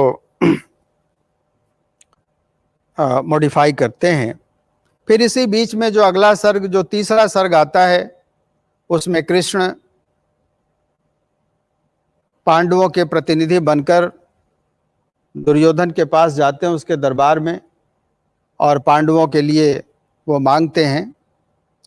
उसके पीछे का जो बैकग्राउंड है कि वो पुरुषार्थ, एक पुरुष का जो पुरुषार्थ है वो पुरुष के अंदर छुपा होता है और हमको पता भी नहीं है। पुरुष मतलब आदमी, तो वो आदमी के अंदर छुपा है, लेकिन हमको पता नहीं है कि हमारे अंदर में ये गुण है। उस गुण को निखारने के लिए संघर्ष की जरूरत पड़ती है। जैसे जैन दर्शन में ऐसा मानते हैं कि दो पत्थर को रगड़ने से जिस आग की उत्पत्ति होती है, वो आग कहीं बाहर से नहीं आती है, वो आग उस पत्थर के अंदर होती है। लेकिन जब तक दो पत्थरों को आपस में रगड़ा न जाए, पत्थर के अंदर की आग वो बाहर नहीं आ पाती है। ऐसा जैन दर्शन का मत है। उसी प्रकार जो आदमी के अंदर में उसके जो नरोचित गुण हैं, उसके जो पुरुषार्थ के तत्व हैं, उसके अंदर जो अनल तत्व है, जो अग्नि तत्व है, जो विपरीत परिस्थितियों में उसको खड़ा कर देता है, वो तभी आता है जब उसका उसे सामना करना पड़ता है। पांडव स्थिति को 12 वर्ष के जंगल और 1 वर्ष के अज्ञातवास को पूरा करके वो तप के आए हैं। दिनकर ने बड़ा सुंदर लिखा है कि मेहंदी में जैसे लाली हो, मेहंदी का पत्ता तो हरा होता है लेकिन अंदर में लाली है, वर्तिका बीच उजियाली हो, बत्ती जो नहीं जलाता है रोशनी नहीं वह पाता है, पीसा जाता जब इक्षुदंड बहती रसधारा की अखंड, जब फूल पिरोए जाते हैं हम उनको गले लगाते हैं। वसुधा का नेता कौन हुआ, भूखंड विजेता कौन हुआ, अतुलित यशक्रेता कौन हुआ, इसने न कभी आराम किया विघ्नों में रहकर काम किया। जब विघ्न सामने आते हैं सोते से हमें जगाते हैं और वो हमको कुछ देकर ही जाते हैं। मेहंदी जब सहती है प्रहार बनती ललनाओं का श्रृंगार, जब फूल पिरोए जाते हैं हम उनको गले लगाते हैं। तो जब कृष्ण आते हैं दुर्योधन के पास और पांडवों की पीड़ा को व्यक्त करते हैं कि भाई दो न्याय अगर तो आधा दो। भगवान हस्तिनापुर आए, पांडव का संदेशा लाए। उसके पहले उन लोगों ने सोचा कि सौभाग्य न सब दिन सोता है, देखे आगे क्या होता है। मैत्री की राह बताने को, सबको सुमार्ग पर लाने को, दुर्योधन को समझाने को भगवान हस्तिनापुर आए, पांडव का संदेशा लाए। दो न्याय अगर तो आधा दो, पर उसमें भी यदि बाधा हो तो दे दो केवल 5 ग्राम। रखो अपनी भूमि तमाम, हम वही खुशी से खाएंगे, परिजन पर असीन उठाएंगे। दुर्योधन वह भी दे न सका, आशीष समाज की ले न सका। उल्टे हरि को बांधने चला, जो था असाध्य साधने चला। जब नाश मनुज पर छाता है, पहले विवेक मर जाता है। हरि ने भीषण हुंकार किया, अपना स्वरूप विस्तार किया। डगमग डगमग दिग्गज डोले, भगवान कुपित होकर बोले, जंजीर बढ़ाकर साथ मुझे, हाँ हाँ दुर्योधन बांध मुझे। तो मुझे बांधने आया है, जंजीर बड़ी क्या लाया है। सोने को साध न सकता है, वो मुझे बांध कब सकता है। और हरि ने जो अपना एक जो विस्तार दर्शन दिया, लेकिन दुर्योधन पर उसका कुछ असर होता हुआ दिखाई नहीं पड़ा। भगवान सभा को छोड़ चले करके रणगर्जन घोर चले। सामने चकुत भरमाया सा, आमिला चकित सकुचाया सा। कर्ण आके रास्ते में मिल जाता है, उसको गले में हाथ देके और रथ पर कृष्ण बैठा लेते हैं। रथ चली, परस्पर बात चली, समदम की टेढ़ी घात चली। वो पहले शुरू करें, हम करें, इस तरीके से दोनों बचते बचाते आपस में जो प्रश्न उत्तर चलता है। और फिर कृष्ण उस बात को छेड़ते हैं कि भाई तुम तो हो तो असल में पांडवों के ही, लेकिन तुम जो है ऐसा क्या कहें, भाग्य का ऐसा दोष रहा और इस प्रकार से तुम जो है तुम्हारे साथ ऐसी दुर्घटना हुई, तो अभी भी तुम आ जाओ, नहीं तो इतना बड़ा युद्ध होगा, सारे संस्कृति का विनाश होगा। क्योंकि उसको कृष्ण भी अपने बात में बोले थे कि आखिर तू भूषाई होगा, दुर्योधन को तू मारा भी जाएगा। गत और अनागत काल देख, पद के नीचे पाताल देख, मुट्ठी में तीनों काल देख, मेरा स्वरूप विकराल देख। यह देख जगत का आदि सृजन, यह देख महाभारत का रण। मृतकों से पटी हुई भू है, पहचान कहां इसमें तू। तो आखिर तू भूषाई होगा, तू मारा जाएगा, पर हिंसा का दाई होगा। इतिहास तुम्हें उस हिंसा के लिए कभी नहीं छोड़ेगा, वो तुम्हारा उत्तरदायित्व होगा। कर्ण का ये कहना कि वो चाहे जीत कौरवों का हो या पांडवों का हो, अगर कौरव भी जीतते हैं तो उसका काम सिर्फ उस मित्र धर्म के नाते लड़ना है, लड़ने भर मेरा काम रहा और उसके साम्राज्य से हमको कुछ लेना देना नहीं है। और कृष्ण दूसरे तरफ उसको साम्राज्य भी देते हैं, साम्राज्य समर्पण करता हूँ, कुरुराज्य समर्पण करता हूँ, बस एक भीख मुझको दे दे कि तुम जो है उसको छोड़ के इस तरफ आवे। तू साथ न उसका छोड़ेगा, वो क्यों रण से मुख मोड़ेगा। तेरे बल की है आस उसे, दुर्योधन तो तुम्हारे भरोसे ही पूरा महाभारत का बिगुल बजा रहा है। तुम उसको छोड़ दो, लड़ाई खत्म हो जाएगी, दुनिया में बड़ी शांति होगी। लेकिन कर्ण बोलता है कि नहीं, धिक्कार योग्य होगा वह नर, जो पाकर भी ऐसा तुरवर। सामने खड़ा कटवाता है, क्यों आप नहीं कट जाता है। मित्रता बड़ा अनमोल रतन, कवि से तोल सकता है धन। धरती की ही क्या बिसात, लग जाए यदि बैकुंठ हाथ, तो भी न्यौछावर मैं कर दूं, कुरुपति के चरणों पर धर दूं। हे कृष्ण गरुड़ मैं पक्षीराज, सिर पर न चाहिए मुझे ताज। हमने कब ताज की कामना की। प्रासादों के कनकाभ शिखर, होते कबूतरों के ही घर। महलों में गरुड़ न होते हैं, कंचन पर कभी न सोते हैं। जिसमें पुरुषार्थ है, गरुड़ पुरुषार्थ के प्रतीक हैं। किसी के महल में गरुड़ को आप नहीं देखेंगे, कबूतर ही रहता है उसके ऊपर। महलों में गरुड़ न होते हैं, कंचन पर कभी न सोते हैं। कहां रहते हैं वो, बसते हैं कहीं पहाड़ों में, शैलों की फटी दरारों में। हे कृष्ण गरुड़ मैं पक्षीराज, सिर पर न चाहिए मुझे ताज। और उनके पुरुषार्थ का क्या है, पुरुषार्थ की उनकी जरा वो देखिए।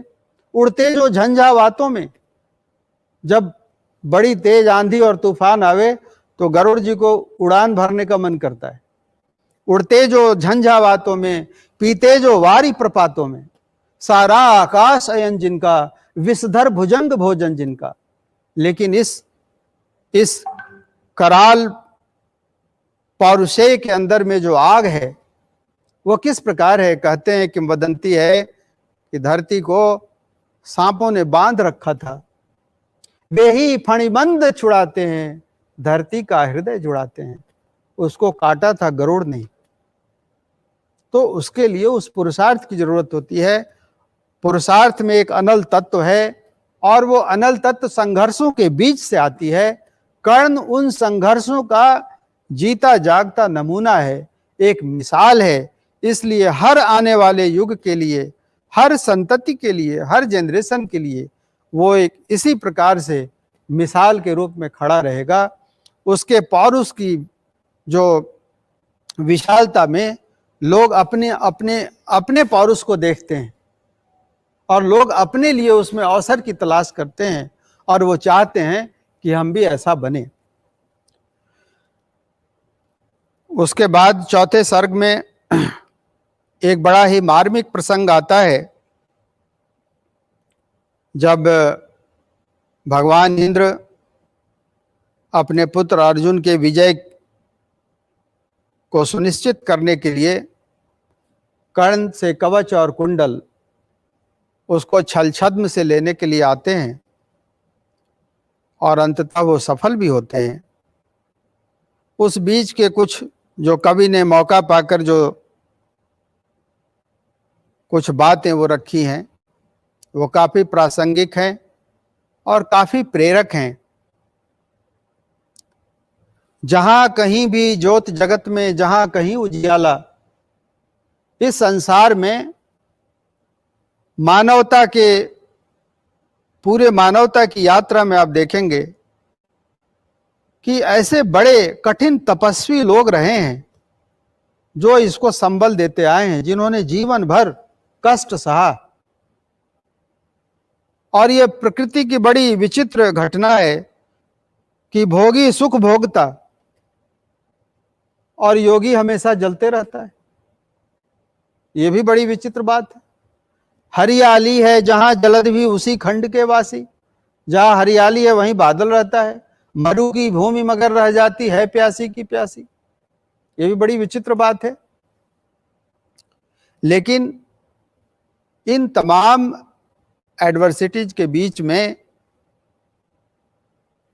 जो एक बात है कि जहां कहीं भी ज्योति जगत में, जहां कहीं उजियाला, वहां खड़ा है कोई अंतिम मोल चुकाने वाला। और ये कौन है? व्रत का अंतिम मोल राम ने दिया त्याग सीता को। व्रत का अंतिम मोल राम ने दिया त्याग सीता को, जीवन की संगनी प्राण की प्रिय को सुपनीता को। और कौन? ईसा ने संसार हेतु सूली पर प्राण गंवाकर अंतिम मूल्य दिया गांधी ने 3 गोलियां खाकर। हंसकर लिया मरण होठों पर, जीवन का व्रत पाला, अमर हुआ सुकरात जगत में, पीकर विष का प्याला। तो ये सब जो पुरुषार्थी लोग हैं, जिन्होंने उस एक मानवता को हमेशा से वो प्रेरित करते हैं, दिशा देते हैं। अब कर्ण भी उसी श्रृंखला में जा रहा है, क्योंकि उसका जो व्रत था वो दान धर्म का व्रत था। कर्ण को एक बहुत ही अप्रतिम दानी के रूप में जानते हैं। उसका जो चरित्र वैशिष्ट में और भी बहुत सारे भाग है, लेकिन एक दानी के रूप में कर्ण जाना जाता है। और उस दान की परंपरा का इम्तहान तब होता है, व्रत का निकस दान था लेकिन चढ़ी निकस पर काया। वो तो दान करता था लेकिन चढ़ी निकस पर काया, कठिन मूल्य मांगने जीवन की, भाग्य देह धराया। और जब इंद्र कहते हैं कि यह सब मुझको नहीं चाहिए, देव धर्म को बल दें, देना हो तो कृपा करें और कवच और कुंडल दें। अब वो समझ गया कि तो फिर इंद्र के लिए आए हैं। दोनों के बीच में वो काफी वार्तालाप होता है और इंद्र ये अंत में मानते हैं कि मनुष्य जहाँ पहुँचा है वहाँ देवता भी नहीं जा सकते हैं। इस प्रकार से वो चौथे सर्ग की समाप्ति होती है। पांचवें सर्ग में कुंती और कर्ण के बीच में कुंती छुप कर आती है और कर्ण दोनों के बीच में बात होती है। कर्ण फिर पांडवों के बीच में जाने से तो मना करता है, लेकिन वो एक कुंती को वचन देता है कि हम सिर्फ अर्जुन को मारेंगे, तुम्हारे चारों दूसरे बेटों को नहीं मारेंगे। और आप देखेंगे कि महाभारत की लड़ाई में युधिष्ठिर, भीम, नकुल, सहदेव इन सबों को बार बार उनको पकड़ के और फिर छोड़ देता है। तो युधिष्ठिर को वो ये भी बोलता है कि क्या काम साधुओं का कहिए इस महाघोर घातक रण में, मत कभी छात्रता के धोखे रण का प्रदाह झेला करिए। तो युधिष्ठिर बोलते हैं कि इतना बेइज्जत किया तो मार क्यों नहीं दिया, इतने ग्लानि से मेरा मन भर गया। लेकिन वो जो कर्ण ने जो वचन दिया था कुंती को और बोला था कि यदि हम जिंदा रहे तो तुम्हारे तरफ आ जाएंगे और अगर अर्जुन हमको मार दिया तो तुम 5 की 5 रहोगी, तो इन एनी केस तुम्हारे तो 5 बेटे रहेंगे। और उस प्रण का भी वो निर्वहन करता है। छठे सर्ग में आप देखिए भीष्म पितामह आलोक वर्ण को प्राप्त होते हैं, सरसैया पर हैं और कर्ण को हमेशा वो अर्धरथी कह के उसको इस तरीके से डिस्करेज करते थे ताकि वो दुर्योधन का साथ छोड़ दे, क्योंकि दुर्योधन इसी के बल पर कूदता था। तो जब तक भीष्म पितामह जिंदा थे तब तक कर्ण महाभारत की लड़ाई में नहीं जाता है, उनके मरने के बाद जाता और उनसे मिलता है और भीष्म से आज्ञा लेने जाता है। भीष्म अंतिम बार प्रयास करते हैं कि शायद कर्ण मान जाए और महाभारत की लड़ाई टल जाए, लेकिन कर्ण वो बोलता है कि आप आशीर्वाद दीजिए कि हम भी अब कुछ लड़ाई वड़ाई करें, और फिर कर्ण वहाँ से उनका आशीर्वाद लेके चला जाता है। फिर द्रोणाचार्य के सेनापतित्व में फिर बाकी लड़ाई चली और अंत में द्रोणाचार्य के मारे जाने के बाद कर्ण खुद सेना नायक बनता है और उसी दिन वो घटोत्कच का आह्वान होता है उसके एक अग्नि को निकालने के लिए, क्योंकि वो कृष्ण अलग ही अर्जुन के रथ को घुमाए चलते थे और जब एक अग्नि का संधान हो गया तब फिर एक बहुत ही उसमें रोचक प्रसंग है। हारी हुई पांडव चमू में हंस रहे भगवान थे। पांडवों की उस दिन हार हुई थी और जीत के भी कर्ण के हारे हुए से प्राण थे,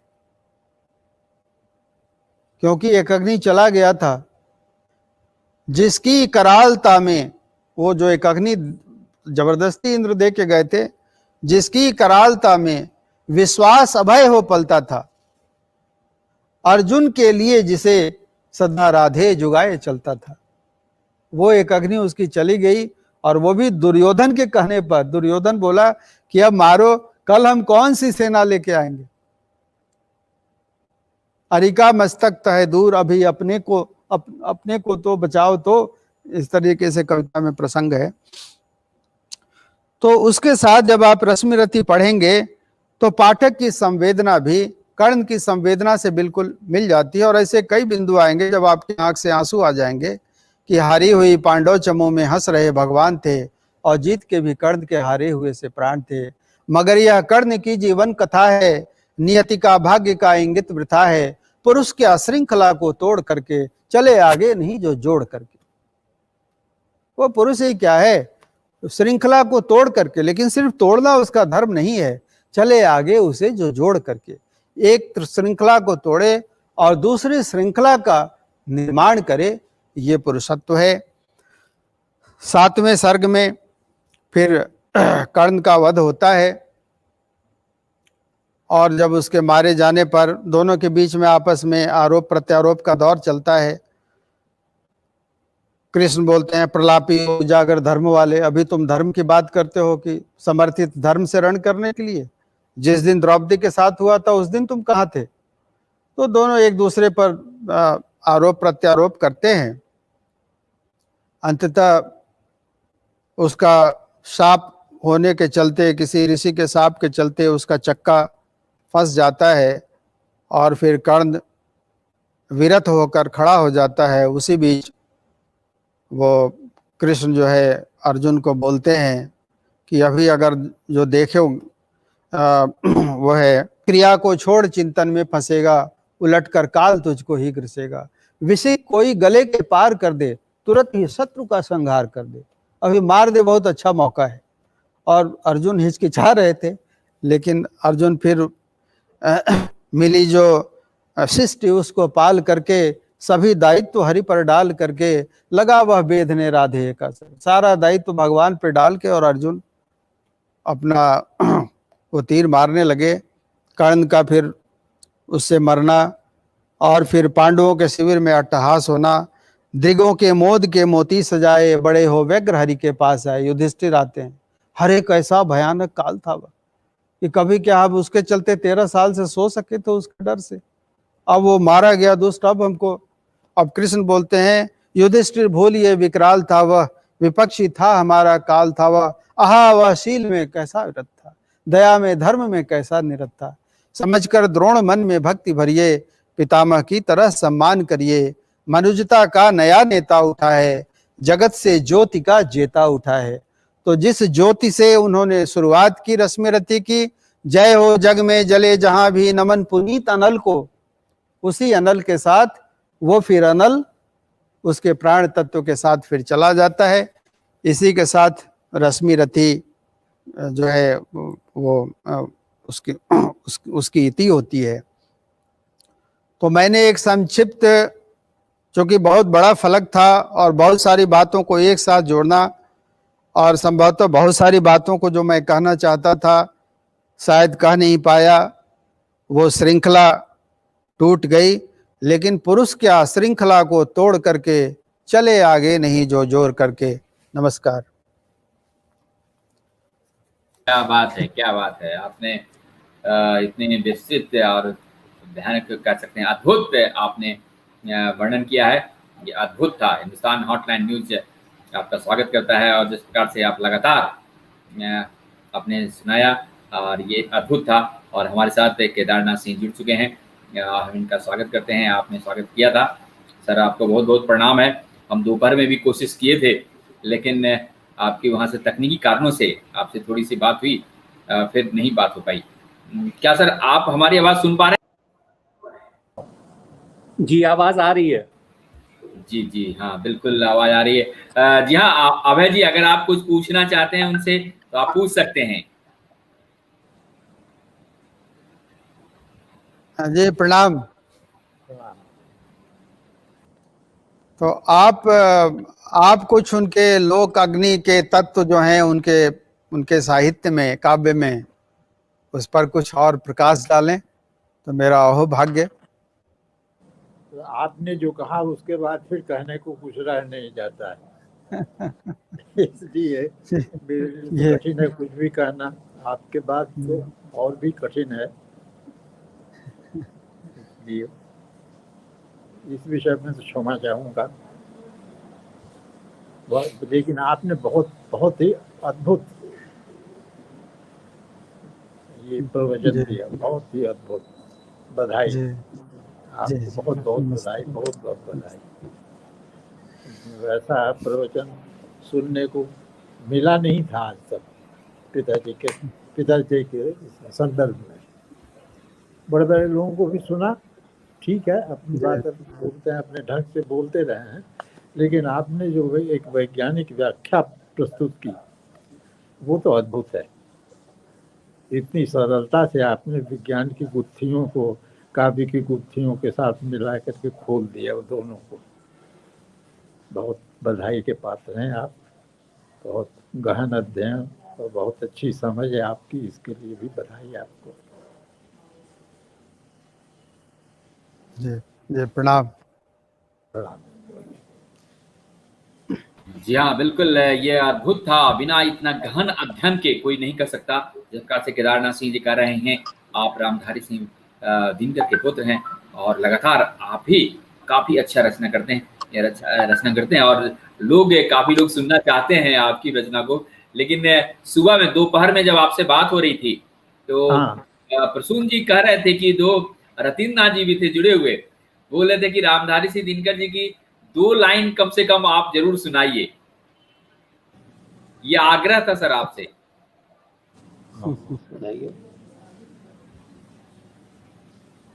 थोड़ी सी पंक्तियां सुना देता हूँ।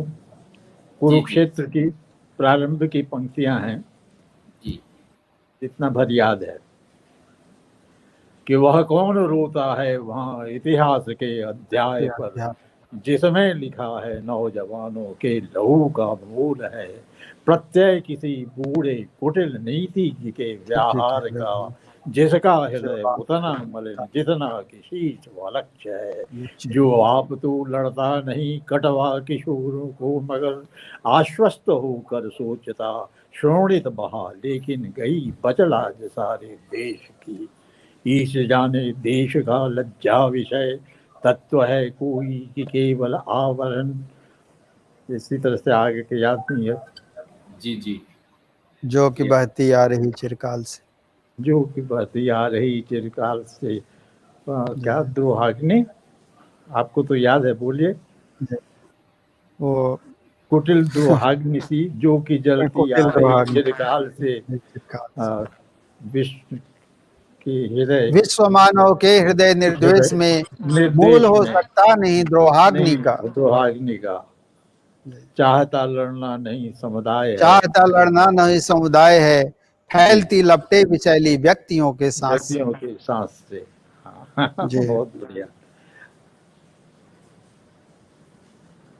जी हाँ, बहुत बहुत धन्यवाद, बहुत बहुत शुक्रिया केदारनाथ सिंह जी, आपने हमारे आग्रह को आपने स्वीकार किया और जिस प्रकार से आपने कविता सुनाई, हम निश्चित तौर पर रतिन नाथ जी और प्रसून जी जो भी हम जो दोपहर में जुड़े थे, हम उन्हें आपके इस जिस प्रकार से आपने सुनाया हम उन तक पहुंचाने की कोशिश करेंगे।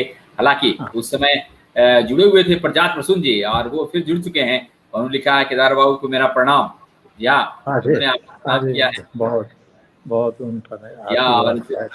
डॉक्टर शिल्पी जी हाँ जर्मनी से जुड़ी हुई हैं, इन्होंने बहुत सार्थक बहुत सुंदर इन्होंने कहा है, काफी लोग जुड़े हुए हैं और वो लगातार सारे कमेंट्स आ रहे हैं और सारे कमेंट्स को मुझे दिखाने में थोड़ी सी प्रॉब्लम है अभी, लेकिन हम कोशिश कर रहे हैं कि सबको दिखा दें।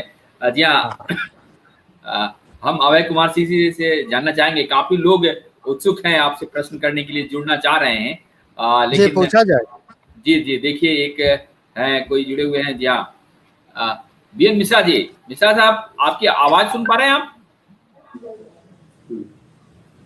हाँ बीएन मिश्रा जी जुड़ गए हैं, आप आवाज सुन पा रहे हैं?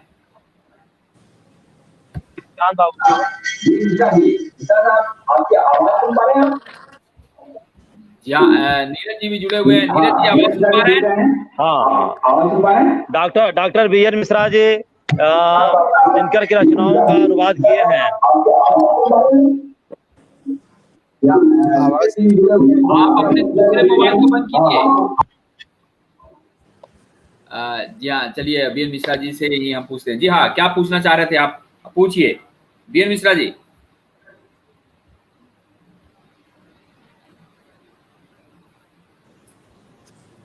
आपकी आवाज नहीं आ रही है, आपका माइक बंद है। हाँ माइक बंद है, माइक बंद है। हाँ हाँ जी जी पूछिए। नहीं, आपकी आवाज नहीं आ पा रही है, आपकी माइक, आपका माइक बंद है या दूसरा कोई डिवाइस लेकर आप जुड़ने की कोशिश कीजिए। जी जी चलिए अब नीरज जी से बात करते हैं। नीरज जी जुड़े हुए हैं। नहीं, आपकी आवाज नहीं आ पा रही है, आपका माइक बंद है या दूसरा कोई डिवाइस लेकर आप जुड़ने की कोशिश कीजिए। कार्यक्रम चल रहा है और इसलिए शायद सामंजस्य नहीं बैठ पा रहा है, लेकिन जिस प्रकार से आप करीब 1-1.5 घंटे 2 घंटे का ये कार्यक्रम चला और उसमें अभय कुमार सिंह, आप इनकम टैक्स कमिश्नर हैं भोपाल से जुड़कर आपने अद्भुत कह सकते हैं, ये पूरी तरह से आपने जिस प्रकार से फिजिक्स को और सबको जोड़ते हुए और कविता को जोड़ा है, ये अद्भुत था। और ये खास कार्यक्रम विश्व हिंदी परिषद के सदन से चल रहा है और आज जिस प्रकार से आपने कहा है, हम कोशिश कर रहे हैं। नीरज जी फिर जुड़ रहे हैं और कुछ पूछना चाह रहे हैं। नीरज जी क्या पूछना चाह रहे हैं आप?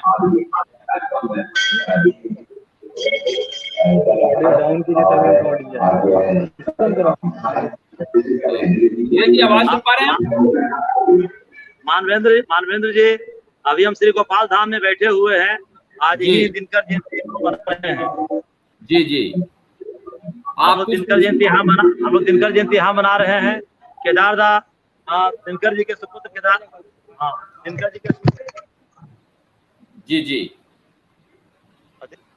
एक सेकेंड बहुत डिस्टर्बेंस यहाँ है। हाँ एक सेकेंड हाँ, चलिए हम इस कार्यक्रम में लोगों को जोड़ रहे हैं और लगातार और वो कोशिश हो रही है, और ये कार्यक्रम करीब 3 बजे से ही चल रहा है, और इसका प्रसारण भी हिंदुस्तान हॉटलाइन न्यूज़ लगातार आपके सामने ला रहा है। और देखिए आइए चलते हैं, काफ़ी लोग जुड़े हुए हैं जिन्होंने क्या कुछ उन्होंने कहा है, हम इसे दिखाने की आपको स्क्रीन पर कोशिश करते हैं। जी हाँ, देखिएगा जिस प्रकार से उन्होंने कहा है कि विवेकानंद कुमार ने कहा कि बहुत अच्छा लगा। जी हाँ, और भी कई लोग जुड़े हुए हैं। सरला मिश्री कर्ण की बहुत सुंदर अभिव्यक्ति जिस प्रकार से अभय कुमार जी ने किया है, उस पर वो खास तौर से अभय जी देखिए काफ़ी लोग अभी जुड़े हुए हैं और वो अपने अपने खास तौर से भावनाओं को व्यक्त कर रहे हैं, जिसमें केडी पाठक ने कहा जय श्री दिनकर। जी हाँ, और लोग जुड़े हुए हैं। जी, सरला मिश्रा भी हैं। जी हाँ, और आइए देखते हैं कि अगर नीरज जी जुड़ गए हैं तो शायद कुछ पूछना चाह रहे हैं। जी नीरज जी, आवाज आ रही है? हाँ, क्या पूछना चाह रहे हैं, पूछ लीजिए जल्दी से। नीरज जी प्रश्न क्या है? डाउन कीजिए। बोलिए। हेलो, हाँ, प्रश्न क्या है नीरज जी? अभय बाबू हम लोग को श्री गोपाल धाम जंगल में है, 12 किलोमीटर जंगल अंदर में है। तो देख रहे हैं बच्चे हैं, आगे वालों के लोग हैं, और 12 किलोमीटर राजगीर के जंगल में है। यहाँ बैठ करके आपसे बात कर रहे हैं।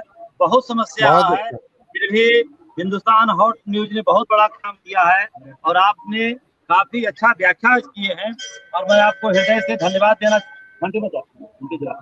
यहाँ मंदिर है, घंटे बज रहे हैं, लोग प्रसाद वितरित हो रहा है, जयकारा लगा रहे हैं।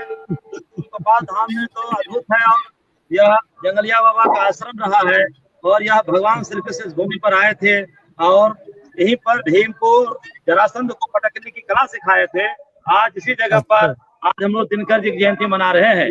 यह बात आज से 2 साल पहले दिनकर जी के सुपुत्र आदरणीय केदारदा बोले थे कि यहाँ पर दिनकर जयंती करो तो अच्छा होगा।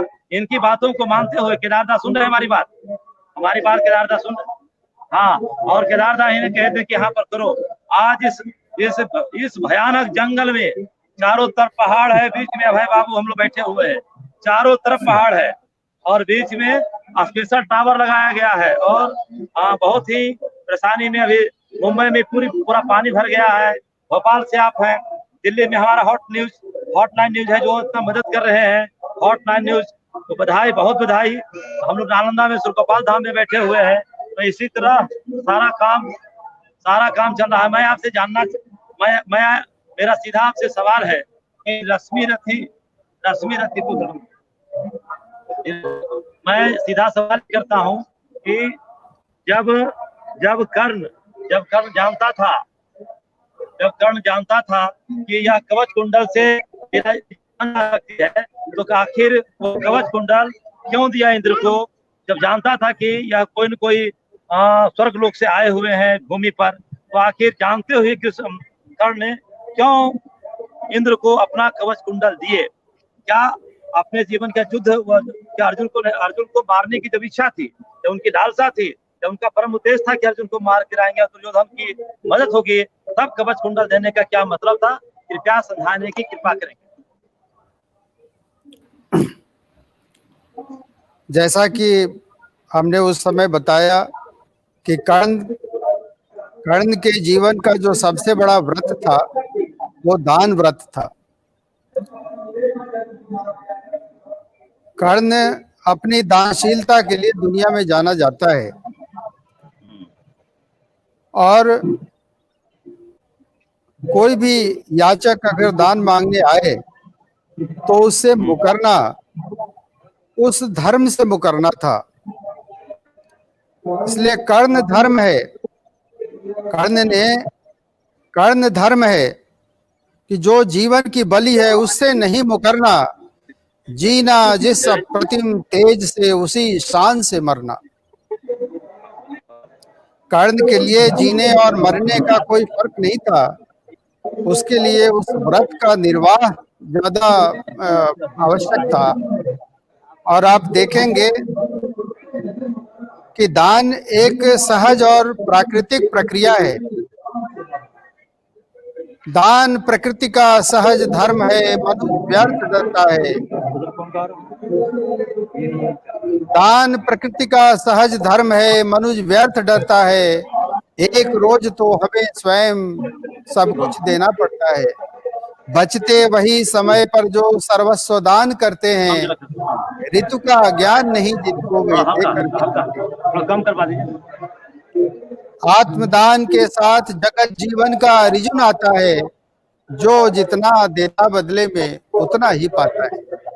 और जैसे उस व्रत के व्रतियों की श्रृंखला में राम और सत्य हरिश्चंद्र और सरमद और मंसूर और ये सुकरात और गांधी और ईसा, ये सब के सब हैं। कर्ण उन्हीं की पंक्ति में खड़ा पाया जाता है। और फिर उस पुरुषार्थ से ही अपेक्षा करना कि जिस व्रत को धारण किया है सिर्फ इसलिए वो दान देने से मुकर जाए कि एक दिन वो मारा जाएगा, उसके अपने ही मूल्यों के विपरीत था। और किसी भी आदमी को जब, क्योंकि ये व्रत लेना बड़ा आसान है, लेकिन उसका मूल्य चुकाना सबसे कठिन काम है। और जो उस मूल्य को चुकाते हुए अपने मुंह से उफ नहीं कहते हैं और जिन्होंने कठिनाइयों और संघर्षों में जीवन गुजारा, उन्हीं लोगों के नाम पर जहां कहीं भी ज्योत जगत में जहां कहीं उजियाला, वहां खड़ा है कोई अंतिम मोल चुकाने वाला। कर्ण ने उस व्रत का अंतिम मोल चुकाते हुए कवच और कुंडल का दान किया। धन्यवाद। हमारे साथ हमारे गुरुदेव प्रोफेसर विजय रामनाथन बाबू हैं, वो कुछ पूछना चाहते हैं। जी, पूछा जाए। मेरा सवाल है अभय बाबू से जी कि आप एक प्रशासनिक पदाधिकारी के इतने उच्च पद पर आसीन रहे, बावजूद प्रोफेसर इसके साहब ये सब आपने साहित्य की इतनी गहन साधना कैसे की? अब इस पे तो क्या बोल सकते हैं ये पर्सनल सवाल हो जाता है। दिनकर साहित्य पर कुछ पूछें। दिनकर साहित्य पर कोई जाने कुछ पूछना चाहे प्रोफेसर साहब तो आप पूछ सकते हैं। वो अपने जी हाँ मैं अभय बाबू, हारे के हरिनाम के बारे में कहा जाता है कि दिनकर जी हारे हुए वक्त में हारे का हरिनाम लिखे, जबकि नामवर जी जिसके उलट बोलते हैं कि हारे के हरिनाम वह दार्शनिक अंदाज में लिखा गया है और वो एक पुरुषार्थी रचना है। इसके बारे में नामवर जी के वक्तव्य को भी साथ में करते हुए आप अपना मंतव्य दें कि हारे के हरिनाम को लोग कहते हैं कि दिनकर हार गए, क्या दिनकर हारने वाला महामानव थे कि पुरुषार्थ थे? इस पर अपना विचार जरूर दें।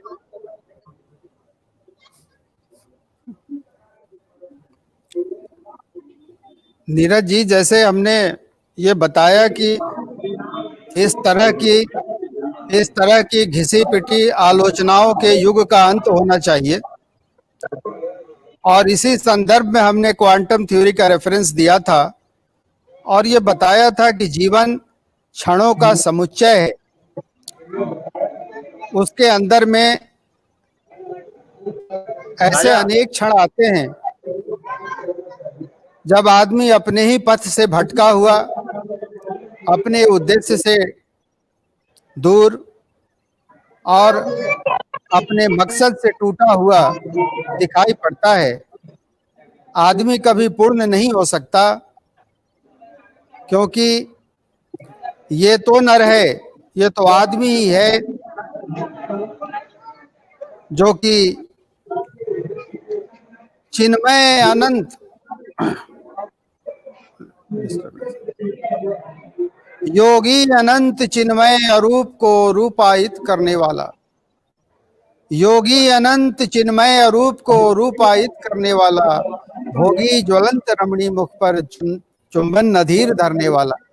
तो ये मानव के जो इतना बड़ा उसका जो कैनवास है, योगी से भोगी तक, और अगर आप दुख तो दोनों में है, योग में भी है, भोग में भी है, और दुख भोग करते हुए यदि कोई दुख होता है और उसमें ऐसा लगता है कि किसी कोई मन से वो पराजित है, तो उसका एहसास होना भी उतना ही जरूरी है। उसको एहसास करके पुरुष क्या श्रृंखला को तोड़ करके चले आगे, नहीं जो जोड़ कर। धन्यवाद। अभय बाबू कभी अपने समय का एक सामाजिक प्रतिनिधि होता है। आज के संदर्भ में दिनकर जी कितने प्रासंगिक हैं हमारे समाज के लिए, और लोग इसको कैसे फॉलो करें? ये तो चर्चा में बात आई थी कि दिनकर सिर्फ आज के कालखंड में नहीं, वो हर कालखंड में वो सर्वदेशीय हैं, सर्वकालिक हैं, वे शाश्वत धर्म के कवि हैं। अगर युग धर्म का सत्य उनकी वाणी में है, अगर युग धर्म का सत्य उनकी वाणी में है, तो ये युग धर्म का सत्य है। अगर युग धर्म को आप और लंबा करेंगे और जब वो शाश्वत धर्म की तरफ जाएगा, तब भी इस वाणी की सत्यता बनी रहेगी, क्योंकि शब्दों को उन्होंने जहां से लाया है। एक थोड़ा डिस्टरबेंस आ रहा है। शब्दों को जहां से उन्होंने लाया है, उसकी जरा परिकल्पना देखिए। वो उस अनंत से प्रेरणा पाते हैं, और जो शब्द की श्रृंखला है, खुद उन्होंने उर्वशी में, हमने उर्वशी पढ़ना ही इसलिए शुरू किया था कि उसकी भूमिका में दिनकर ने लिखा कि एक ऐसा स्थल आता है जब कौन सा शब्द अवतरित हुआ कवि को खुद ही पता नहीं। ये एक प्रकार की ऐसी स्थिति है कवि की तल्लीनता की या उसकी सिद्धि की, जब शब्द स्वयं ही अवतरित हो जाते हैं। और उन्होंने ये कहा कि उर्वशी में ऐसे अनेक स्थल हैं। हमने ये प्रयास किया कि उर्वशी में उन स्थलों को ढूंढा जाए जहाँ पे वो अलौकिक शब्द, वो दैवीय प्रेरणा से आए हुए जो शब्द हैं, जो निश्चित का अनिश्चित से आशय जोड़ते हैं, और जिस कवि की क्षमता इतनी है, जैसे वेद की ऋचाओं में कवि ने खुद कहा, स्पष्ट शब्द मत चुनो चुनो उनको जो धुंधियाले हैं। तो ये धुंधियाले शब्द जो उन्होंने चुने हैं, उस पर युग का कोई प्रभाव नहीं पड़ेगा। वो हर काल और हर संदर्भ में उतना ही प्रासंगिक होगा, क्योंकि उन्होंने किसी खास समाज या वर्ग विशेष की बात नहीं की है। उन्होंने कर्ण के माध्यम से एक चरित्र लिया है, परशुराम के माध्यम से एक चरित्र लिया है, राम के माध्यम से एक चरित्र लिया है। राम,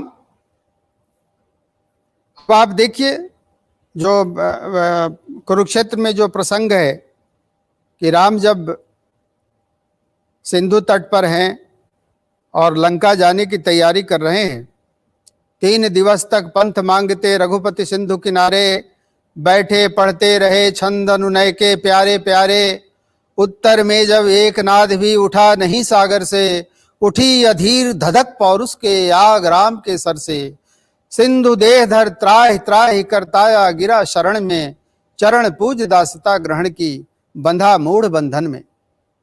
तो ये जो राम की शीलता के पीछे जो उनका आग है, राम की शीलता के पीछे जो उनका आग है, और वो तब तक मर्यादा का धारण करते हैं जब तक उनके पुरुषत्व को चुनौती नहीं दी जाती है। तो ये जो दो विपरीत चीजों को शब्द की कला में उकेरना, ये किसी भी काल या देश की सीमा को उल्लंघित करता है। दिनकर ने ऐसे अनेकों प्रसंग रखे हैं, क्योंकि दिनकर का वो आदमी कौन है, वो पीढ़ियां कौन हैं और उसका उद्देश्य क्या है। उन्होंने एक जगह लिखा है कि जीवन का उद्देश्य क्या है। जीवन का अंतिम ध्येय स्वयं जीवन है। आमतौर पे मानते हैं जो हमारी जो वर्णाश्रम धर्म व्यवस्था है, उसमें धर्म कनेक्शन टूट गया क्या? आवाज आवाज आ रही है सर। हेलो, आवाज आ रही है, आवाज आ रही है सर, आ रही है। वर्णाश्रम धर्म व्यवस्था में धर्म, अर्थ, काम, मोक्ष ये 4 पुरुषार्थ हैं, लेकिन दिनकर उस 4 पुरुषार्थ की भी बात नहीं करते हैं। जीवन का अंतिम ध्येय स्वयं जीवन है। जीवन का कोई ध्येय नहीं है। हवा के बहने का क्या ध्येय है? पानी के बहने का क्या ध्येय है?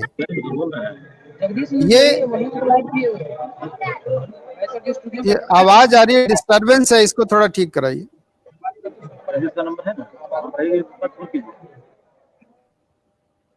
तो जीवन का अपना कोई ध्येय नहीं है, तो फिर एक जनरेशन के रूप में हमारा काम क्या है? दूरागत उस सतत संचरणमय समीर के कर से कथा आदि की जिसे अंत की श्रुति तक ले जाना है। हम सब एक कथा के संदेश वाहक हैं। एक आदि की कथा चली है, अंत की श्रुति पर कोई बैठा है और हम उस सब कथा को ढो रहे हैं। उस कथा के संदेश वाहक हैं। हमारे जीवन का और हमारी पीढ़ियों के जीवन का और हमारे समाज के जीवन का व्यष्टि और समष्टिगत रूप का यही ध्येय है। इसलिए दिनकर किसी भी कालखंड में उतने ही प्रासंगिक रहेंगे जितने आज हैं। धन्यवाद।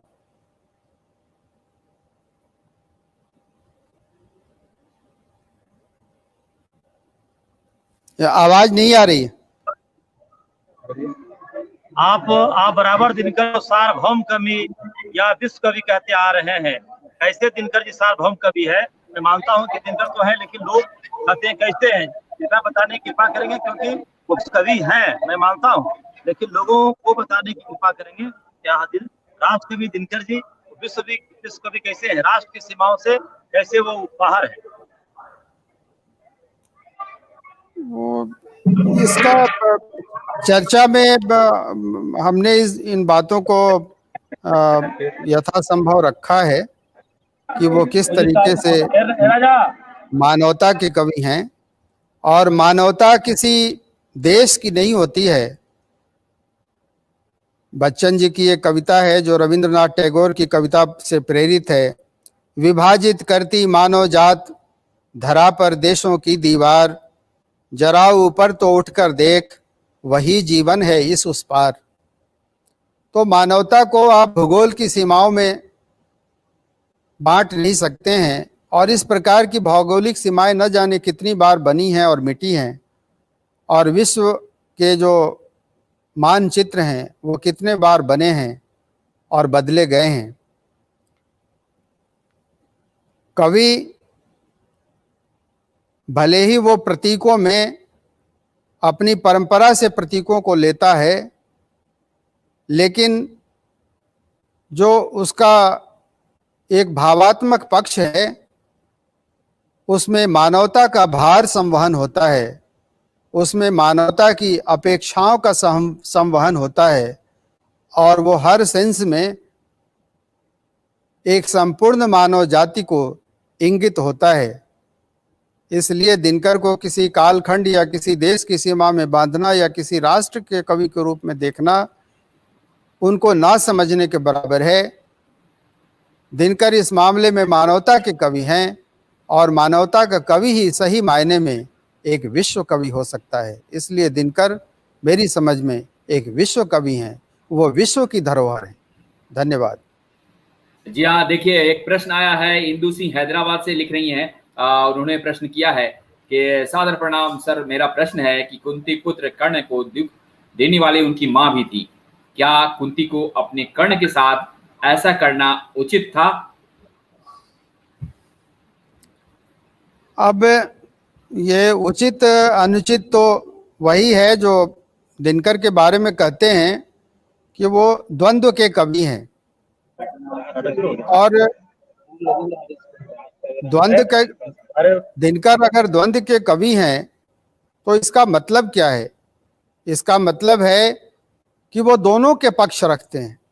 अगर आप 5वां सर्ग पढ़ें तो कुंती का पक्ष भी उतना ही प्रबल है जितना कर्ण का पक्ष है। एक कुंवारी लड़की जो समाज की वर्जनाओं के बीच में रहती है, उस पर उससे कुछ गलत हो जाने के जो सामाजिक दंश और उसके परिणाम हो सकते थे, उसको वो जानती है, और उस भय के चलते अगर कुछ एक तात्क्षणिक कोई कदम उठाती है, वो उसके ढंग से एक स्वाभाविक घटना है। एक सहज मनुष्य के नाते सामाजिक वर्जनाओं में जीने वाला, समष्टिगत समुदाय के भावों से डरने वाला, उसकी चिंता करने वाला कुंती अपने जगह पर बिल्कुल सही है। मानवेंद्र सर, अभय बाबू निवेदन है, अभय बाबू जी, अभय बाबू, नाटक मुंबई में शुरू हो गया, मुंबई में नाटक शुरू हो गया है, मुंबई में रश्मि रथी का मंचन शुरू हो गया है। तो मेरा अनुरोध है कि मानवेंद्र जी इसको बंद करेंगे तो आप उसको शेयर कीजिए वहां से, मुंबई से आप। बिल्कुल। मानवेंद्र जी जी हाँ, मुंबई से नाटक शुरू हो गया। नीरज जी तो फिर सुन रहे हैं, हम वहाँ जोड़ रहे हैं, लेकिन अभय जी कुछ बोल रहे हैं, उनको सुनते हुए उनको विदा लेते हैं। जी वो चूंकि अब ये चर्चा समाप्त होती है जी, तो हम आपसे आज्ञा लेते हैं सर। लेकिन सर नाटक देखिएगा ना बैठ करके, वो आप देख लेंगे। जी हाँ, अच्छा ठीक। तो बहुत धन्यवाद, और आपके न्यास के प्रति मेरा आभार, आपने ये मौका दिया, और उन सबको आपके आने से गौरव बढ़ा सर। पूरा बहुत 2 घंटे तक लगातार हम सुनते रहे। आपका बहुत हजारों लोग बैठे हैं गाँव के। बहुत धन्यवाद। हम आपका आभार व्यक्त करते हैं।